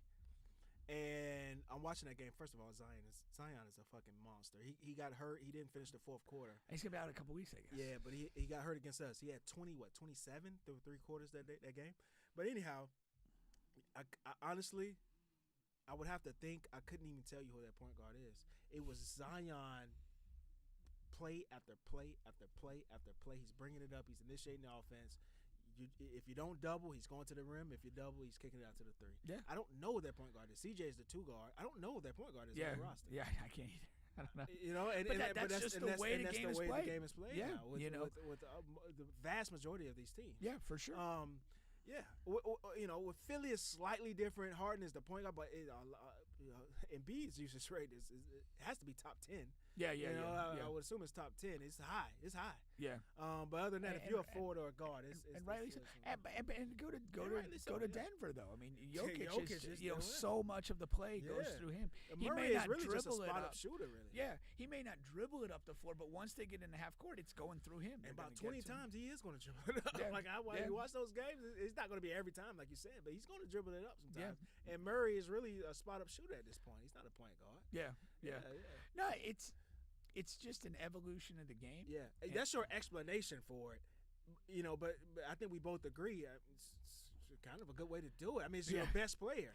Well, Don't just at the end of the day, and it's funny because it's like I mean, when my kids were small, I coached like youth sports, and like I coached Pop Warner football with. I had Bryson on my team, and I had this kid Brandon White, who's actually a minor league baseball player right now. Brandon White at 6 or 7 years old was a freaking dynamic football player. I started the season, meaning our first couple weeks of practice before a game was he's our running back. I have a guy at quarterback, and that guy's basically going to hand the ball to Brandon. And we had a hard time blocking the A gap, which is right up the gut there. And a lot of times, when we got to our first game, we weren't blocking the middle, so the quarterback was getting hit before he could turn and hand it to Brandon. Right. I went home that day and I watched Tim Tebow play high school football against Hoover High, and both teams were in a shotgun, and their quarterbacks kind of did everything. They ran a bit, they threw a bit, or whatever. The light went on. It's like, guess what? If I snap the ball to Brandon, I take this limited function quarterback out of the dynamic. Now Brandon's got the ball quicker. It doesn't matter if they penetrate the A gap or not. He's going to sidestep that, and they've got to deal with him. And it's just simple math. I get my best player the ball as quickly and efficiently as I can, and then I create an environment for him to make the decisions, for him to make the plays. And I think that's where the NBA has gone. Like, whatever the form or shape of your best player is, whether he's Giannis at 6'11", or he's Chris Paul at 6'1", or Ja at 6'2", or whatever these guys are, you get him the ball and you try to beat me there. I mean, the other parallel to this is I would talk about football and the rise of essentially the black quarterback. Yeah. And it's like, okay, I'm going to get my best player the ball and use him in as many ways as I can, so that you got to deal with this. Yeah, because back in the day, some of those guys would have been receivers or running backs. Exactly. Kyler Murray would have been a running back or something. LeBron a receiver. Yeah. And now it's like, okay, no, hey, he can throw the ball as far as anybody on the team, or whatever. I mean, especially when you're probably in the youth and high school setting, and it's like he's the fastest guy we got, and he's he's the smartest guy we got. Like, why are we doing this with anybody else? Yeah, let him go.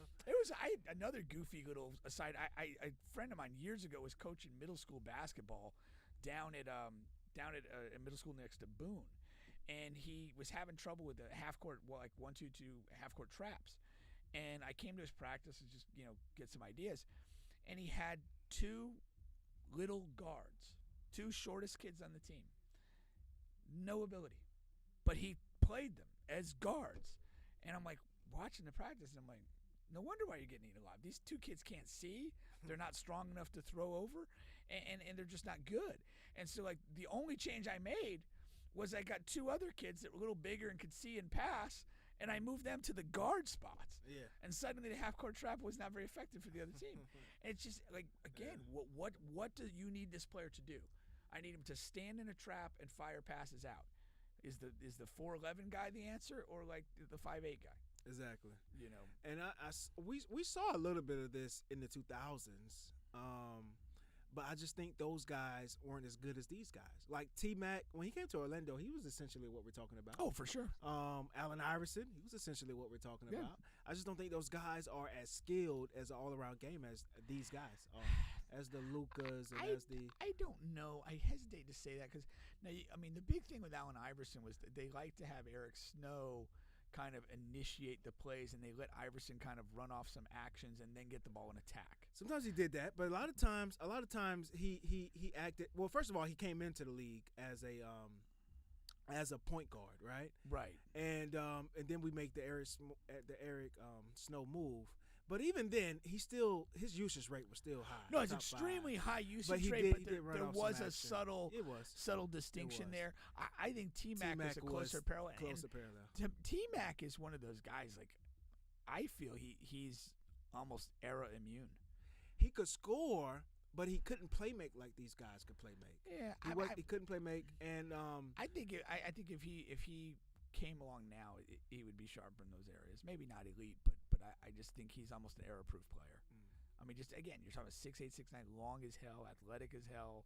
Like, okay, probably if he had a bigger role of playmaking and it was demanded more of him, he would evolve in that area. And then he had such elite scoring that, it makes the playmaking easier. Yeah.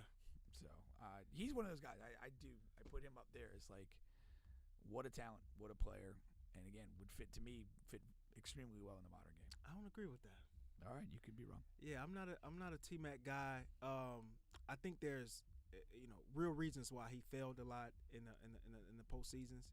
I just don't think. I think he could do a lot of those things. I just don't think he was skilled to do it at the level that these guys are doing. And that's the reason why he failed a lot. I don't think he scored efficiently a lot, and he wasn't good enough to take and make all of the pass shots or a decent percentage of the bad shots that he would take, and that really hurt the team and put the team in a lot of precarious positions. And that's my take on T-Mac. But the Orlando area, they fucking love him. You better not say anything about him. And for some odd reason, they thought he was right there 1 and 2 with Kobe, and that was just never the case. You know what the thing was though, like, and I felt it at the time. He came in that transfer window where it was like, we might get Tim Duncan, we get Grant Hill, and we get T-Mac. And it felt like that whole, like, we're an inch away from being unbelievable. Yeah. And you miss Tim Duncan, and he has great career. And that with was the an Spurs. inch away, yeah. And then, Grant Hill was hurt the whole freaking time. Yeah. And I can't remember the span of time, but for probably a good 2.5 seasons, T-Mac just took it. Mm-hmm. He just stood tall and was like, every night, I'm getting buckets. I'm going to carry this team. It's not a great team. I thought I was coming to play with other stars, and like, he willingly took that on. Maybe it wore him down and ultimately beat him. But I just remember watching night to night, like, this dude is just he don't care. He was good. Yeah, he was good, and he had the warrior mentality. I just don't think he was as good as people think he is. But I'm saying the point I'm saying is that by so willingly accepting that for that window of time, that's what it enhanced his reputation. Yeah.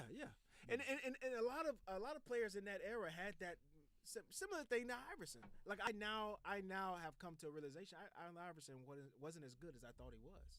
But he had a lot of that element you were talking about. He very took strong. it on. Very strong. At that time, he took on shit. He was a bad team, and year after year, he came out, he battled, he played through injuries, he did all this, and that's why the city loved him. And he had and being the small guy. Yeah. Like that was a the big small part guy. of it. Just, the first thing I ever read about Allen Iverson was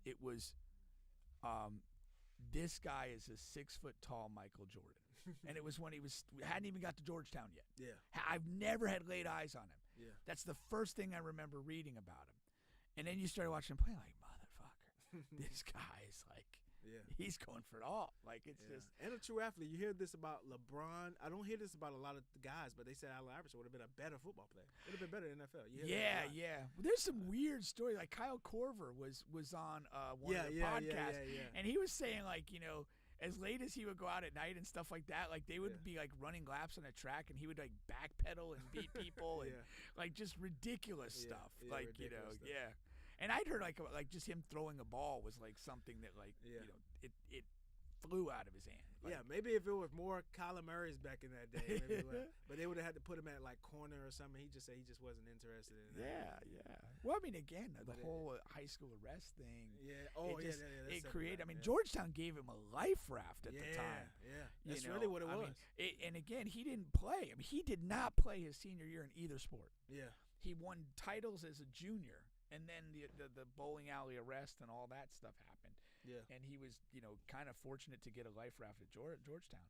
So we don't even know how he would have developed. But again, I think back in that era, physical prototype. I mean, I remember when Kyler Murray was drafted first, I couldn't help but think, I'm like, this would never happen before. A 5'8", 5'9" guy like as a quarterback is drafted number 1 and nobody's questioning it. It's just like, hey, good pick. Like that was ridiculous. Like for so many years, you know. Yeah. Even like when Cam Newton was like the top pick, like he looked like a virtual Superman. Yeah. You know, and you're like, okay, yeah, go with him. You know? But like, I mean, that whole draft with Kyler Murray going first, I was just like, man, this says something. This changed. Yeah. Like, what do we like? This is just different. People are like, seriously. okay, you know. And honestly, you have to look at the success of Russell Wilson prior to Kyler, and it just opened that up. It's like, hey, this guy can do this. Yeah. You know, I don't know. Like the guy that always stands out is like the antithesis of the drafting is Chris Leak from Florida. Oh, from Florida. He came in as like this highly touted quarterback prospect. And yeah, I don't know, he's a 4 or 5 star guy and this and that. And it's like, you know, he had a decent career at Florida, but like, you know, he didn't have a big arm. He didn't have big stature. He wasn't particularly mobile. And by the end of his college career, I'm like, how the fuck was this guy like so highly regarded as a high school guy? Like, because again, you're usually looking at like the physical prototype guy, you know, give me the 6'3" guy who's about 215 pounds with a rocket arm, and that's our, you know, best quarterback in the country, not the 6 foot guy with a pop gun arm. Yeah. Like, how did he fool these people? Yeah. So. And you think about a prototypical guy. We ended up getting the guy from Oviedo. He was a 5-star. He was a prototypical, but he was fucking just no. Oh yeah. Haggerty, Jeff Driscoll. Haggerty. Yeah. Driscoll. And that was okay. So that he actually made it to the league all off of this. I think he's still in there. That's just giving away money. I was coaching at Oviedo at the time, basketball. Okay. And we had Blake Bortles. Yeah. And I would go to the football games, really enjoyed it, and but like they would play each other once a year. And for me, I'm like, what's the difference between these two guys? Like, seriously. Because Blake Bortles was, you know, probably 6'4", 6'5", like very much the prototype guy. Yeah. Blake Bortles is a high school guy. He had some mobility. Yeah. Wasn't a flashy runner, but like he was like had a good athleticism, and again a big arm. And you're like, you know, why is this guy going to Florida as like a 5-star guy, and this other guy, like, people want to make him a tight end, like and to his credit, he had a great career at UCF. Was a 3rd pick in the draft. Yeah. Picked way higher than Jeff Driscoll. I felt vindicated. I'm like, whatever. I think we were chasing Tebow, man. We were chasing Tebow part 2. I think you were. I totally think you were, because he kind of had that. He was a little thicker than Blake at the time. He had a reputation as being a bit of a runner too. Physical. Yeah, and the Tebow physical comparisons were very evident, but you know, not really the playing. Nothing past that. No. I actually had a nephew at the time. He about 6'3", about 190 pounds, was playing high school receiver up in Georgia, and was on one of those teams that like ran 95% of the time. And I told him, I told his dad, like, you should move to Oviedo for your senior year and play at one of these 2 schools. I'll all but guarantee you that you'll go Division I. Yeah. Yeah, I can't tell you it would be Florida or Florida State, but you'll go Division I. All the eyes are on those guys already there, and you're going to be this guy because he fit the profile. He was like a 6'3" guy. Yeah. He ran well, and ended up being a walk-on at Troy and didn't get any traction there. And I'm like, again, being a scholarship player is way different as far as the opportunities. Yeah. You like, know, they're invested. The reality is this: when a school offers you a scholarship, they're investing in you. Yeah. And they're going to give you every chance they can to succeed versus the walk-on guy. As the walk-on guy, you got to like so far outperform everybody else, and the opportunities are still going to be. Yeah, I'm about to say, and you got to catch some breaks. Not only that, you got to catch some breaks, man. Yeah. Injuries or whatever. Right. A guy fucking falling off the map, like. You gotta catch some breaks, man. Yeah, guys getting arrested off field trouble. Yeah. I'm here for it. Let's go. might want to set a couple guys up. You're like, slip some cocaine on the guy's bed or something. Mom, Dad, I'm heading to Gainesville with a kilo of cocaine and big dreams. Big dreams, man. Big dreams. We're going to shake this depth chart up. Oh, I love it, man. I love it. No, that's good stuff. That is awesome. They're looking at the NFL, the playoffs. You know, sort of the matchups are shaping up. It's looking like it's going to be Dallas versus Tampa. Tampa's locked into that number 4 seed after winning. Yeah. It's kind of interesting. We're in Florida, so we get a lot of Bucks guys, a lot of Bucks fans. And of course, Cowboy fans are everywhere. Okay, Cowboy fans are rampant. And like roaches in my college apartment. I don't have a dog in the fight. I don't know who I would want to see win. I don't know. I like Tom Brady. I would want the Bucks to win. Okay. Just for Tom. Do you think they would win? Like, would you like? I wouldn't bet on them to win. Right. Okay, No, okay. I think if healthy, the Dallas pass rush will really bother Tom.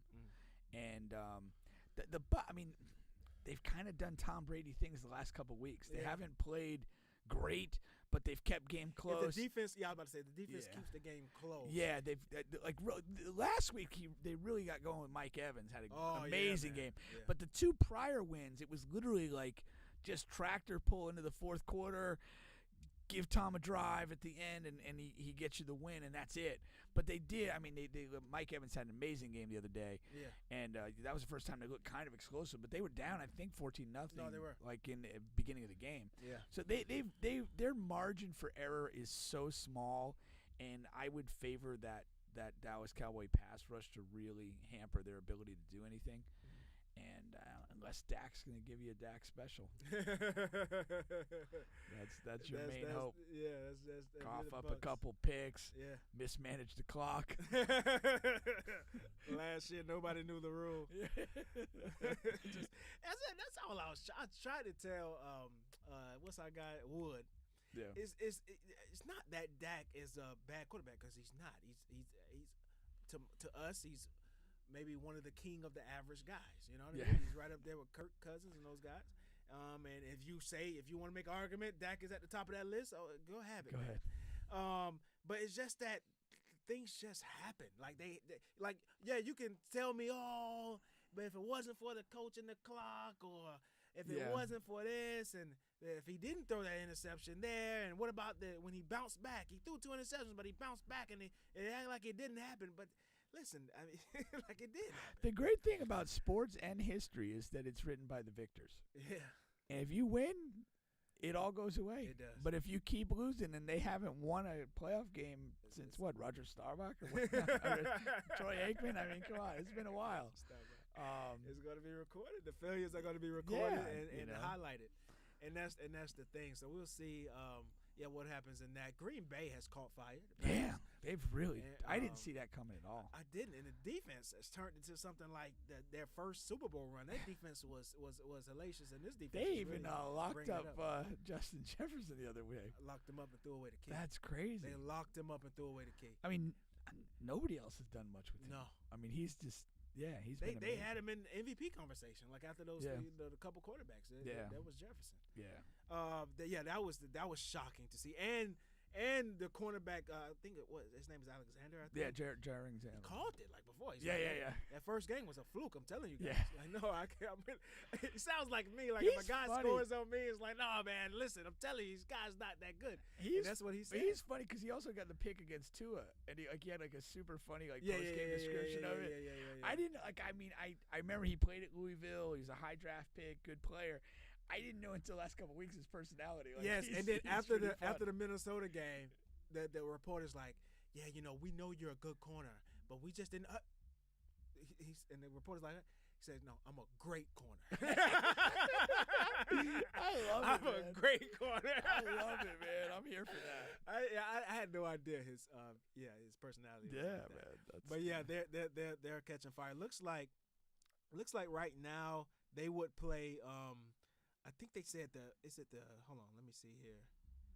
Green Bay, if they make it in, I think they play the Giants or Seattle, one of those two.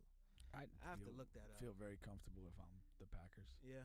Yeah, I don't trust Daniel Jones in a playoff game. They've had a quite good season. The Giants, they are in a position I would not want to be in. How so? Because they were setting up this season to get off of Daniel Jones after this year. Oh, okay. His contract is up after this year. They can move on, bring another guy in. But they've been like surprisingly good. Surprisingly good. Okay. If he wins one playoff game, you're stuck. I mean, yeah, you can like we talked about, you can Yeah. franchise tag him or Yeah. whatever, but you almost have to give him a deal. I Yeah, mean, yeah, he's you're in a tough he's spot. been productive, Yeah. but Well, I wouldn't want to be that. I mean, the other two teams we haven't talked about is, I mean, Philadelphia is Philadelphia. They've Yeah, struggled yeah. without Hurts, but that's to me expected. They need to win to get the luck up the number Yeah. one seed. But the other team is the 49ers in Yeah. that conference. They've looked really good. They're Yeah. rolling defensively. They're very much like the Super Bowl team that lost to the Chiefs. And I also analogize them to like the Harbaugh 49er teams, which to me were just always very physical, very tough-minded. Yeah. And I feel that with this group. And then I really, I mean, McCaffrey's been a great pickup. He was just awesome, and it was a low-risk move, and Yeah. a move that you just saw coming. That front office, the shout out to Lynch and his staff, they're just awesome. They pick up the right guys. They make the right, decisions and stuff like that.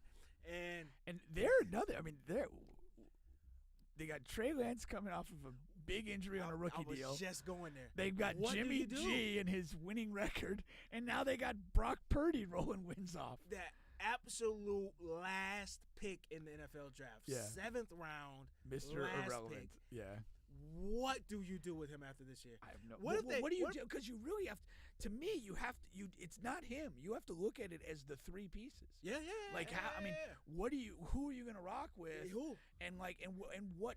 And again, part of that equation is probably going to come down to relative value too. Like you're going to say like. Well, Jimmy G has no value. Yeah, He but has so no value. maybe Trey Lance has the greatest Trey value has because to have the greatest value. you would think, but he didn't. But he didn't hasn't look played. great. He hasn't played a lot, and he hasn't played great. Right. So it is funny, but like, And people were using that excuse. Oh, he's still young. Give him time. And I'm like, I don't know, because this is a ready-made team. He has everything around him.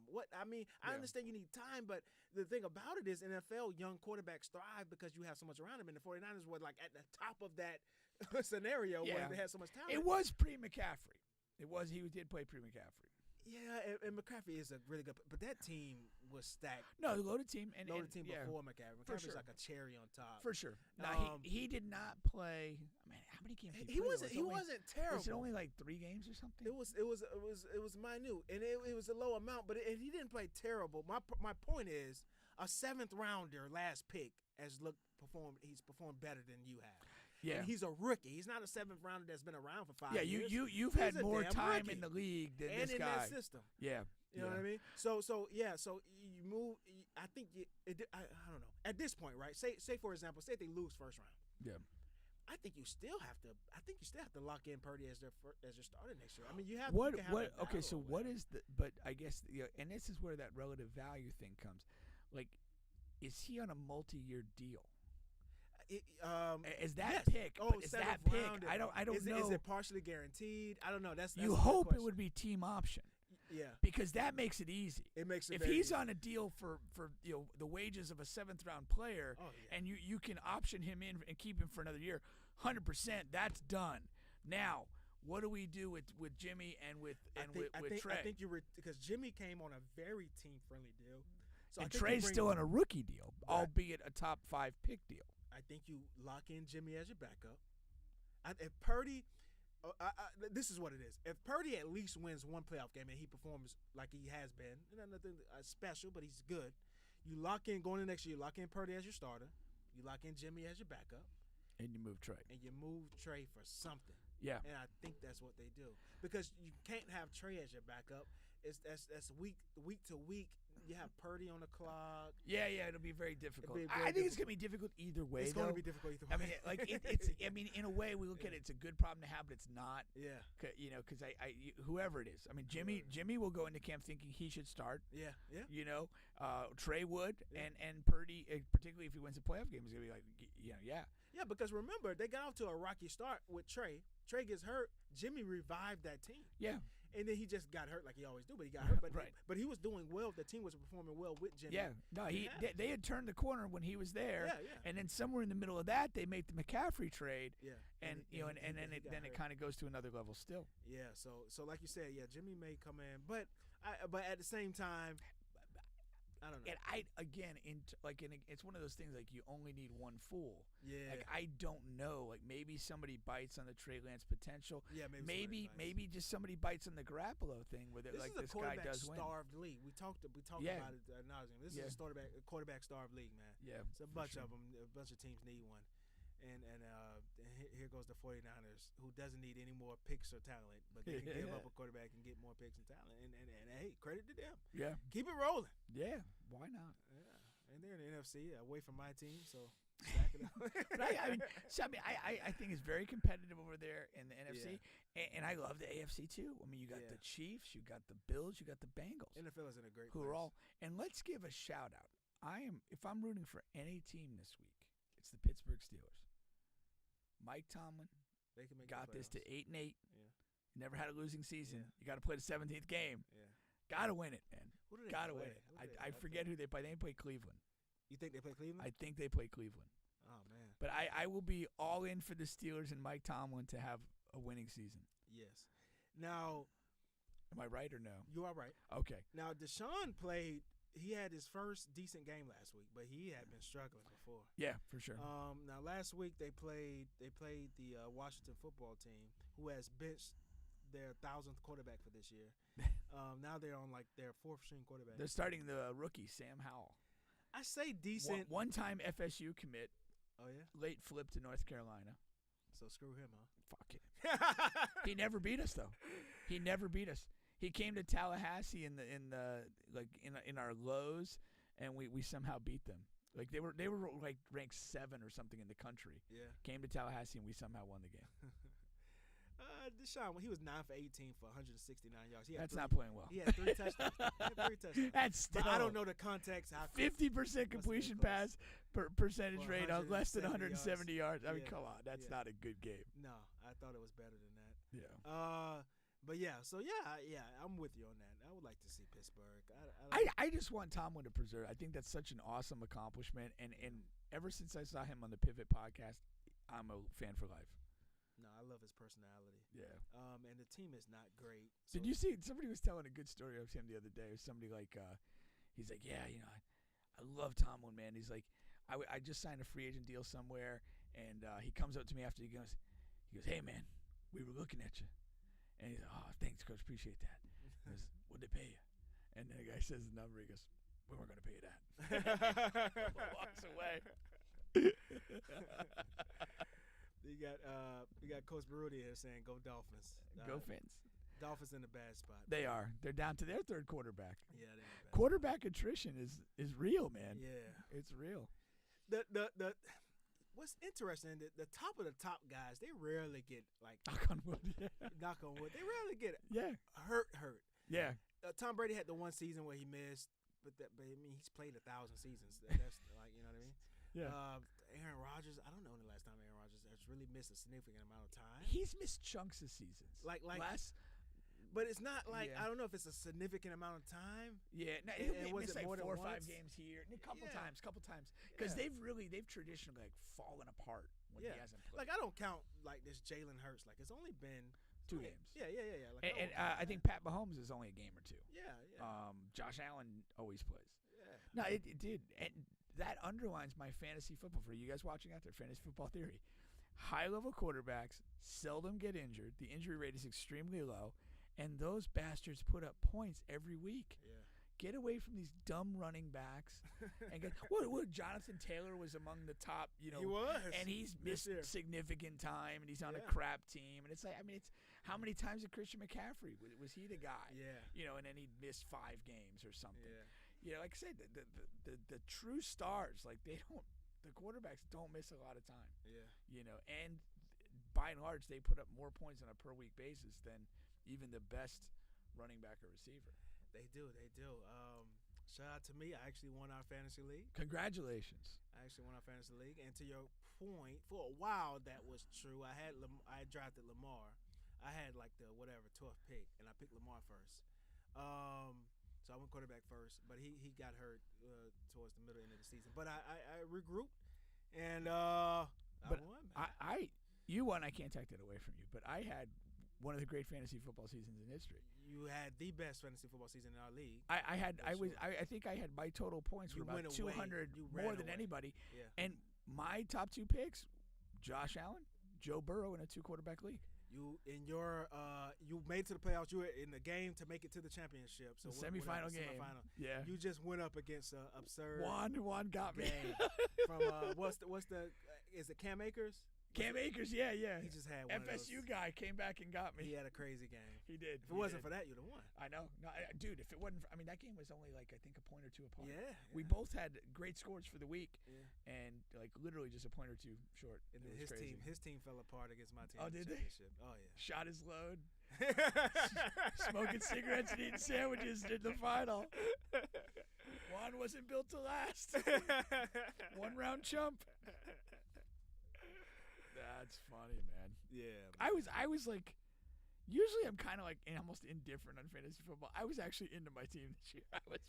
I was so bummed to lose. They were good, man. Yeah, man. They were good. All righty here. I think that'll do it for today. What I am going to do on the way out, I'm going to play a song from One Dog. He just released a new project. Crucify the Crown is on all streaming platforms. All righty. This is my favorite song from the project. Once again, you have been on the bench podcast with Bubba and Pink. We'll be back next week. I have there's a couple of guests we got lined up that we're hoping to get. Yeah, I'm in close talks with Clint Diggs, former NFL Pro Bowler. I like it. We're from the same place, Edenville. So if he doesn't make it happen, I'll make sure that his family knows.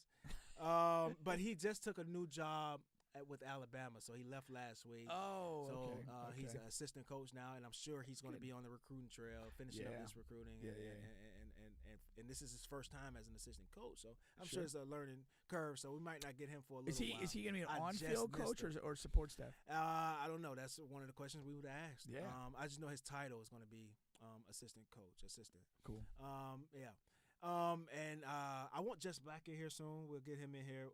And then we have Jamal Weeks. Oh Lord, how did I not know this? I don't know if he's former MLB or active MLB player. But we're gonna get him in here. Shout out to Blue Ray for making that happen. We'll catch you guys next week.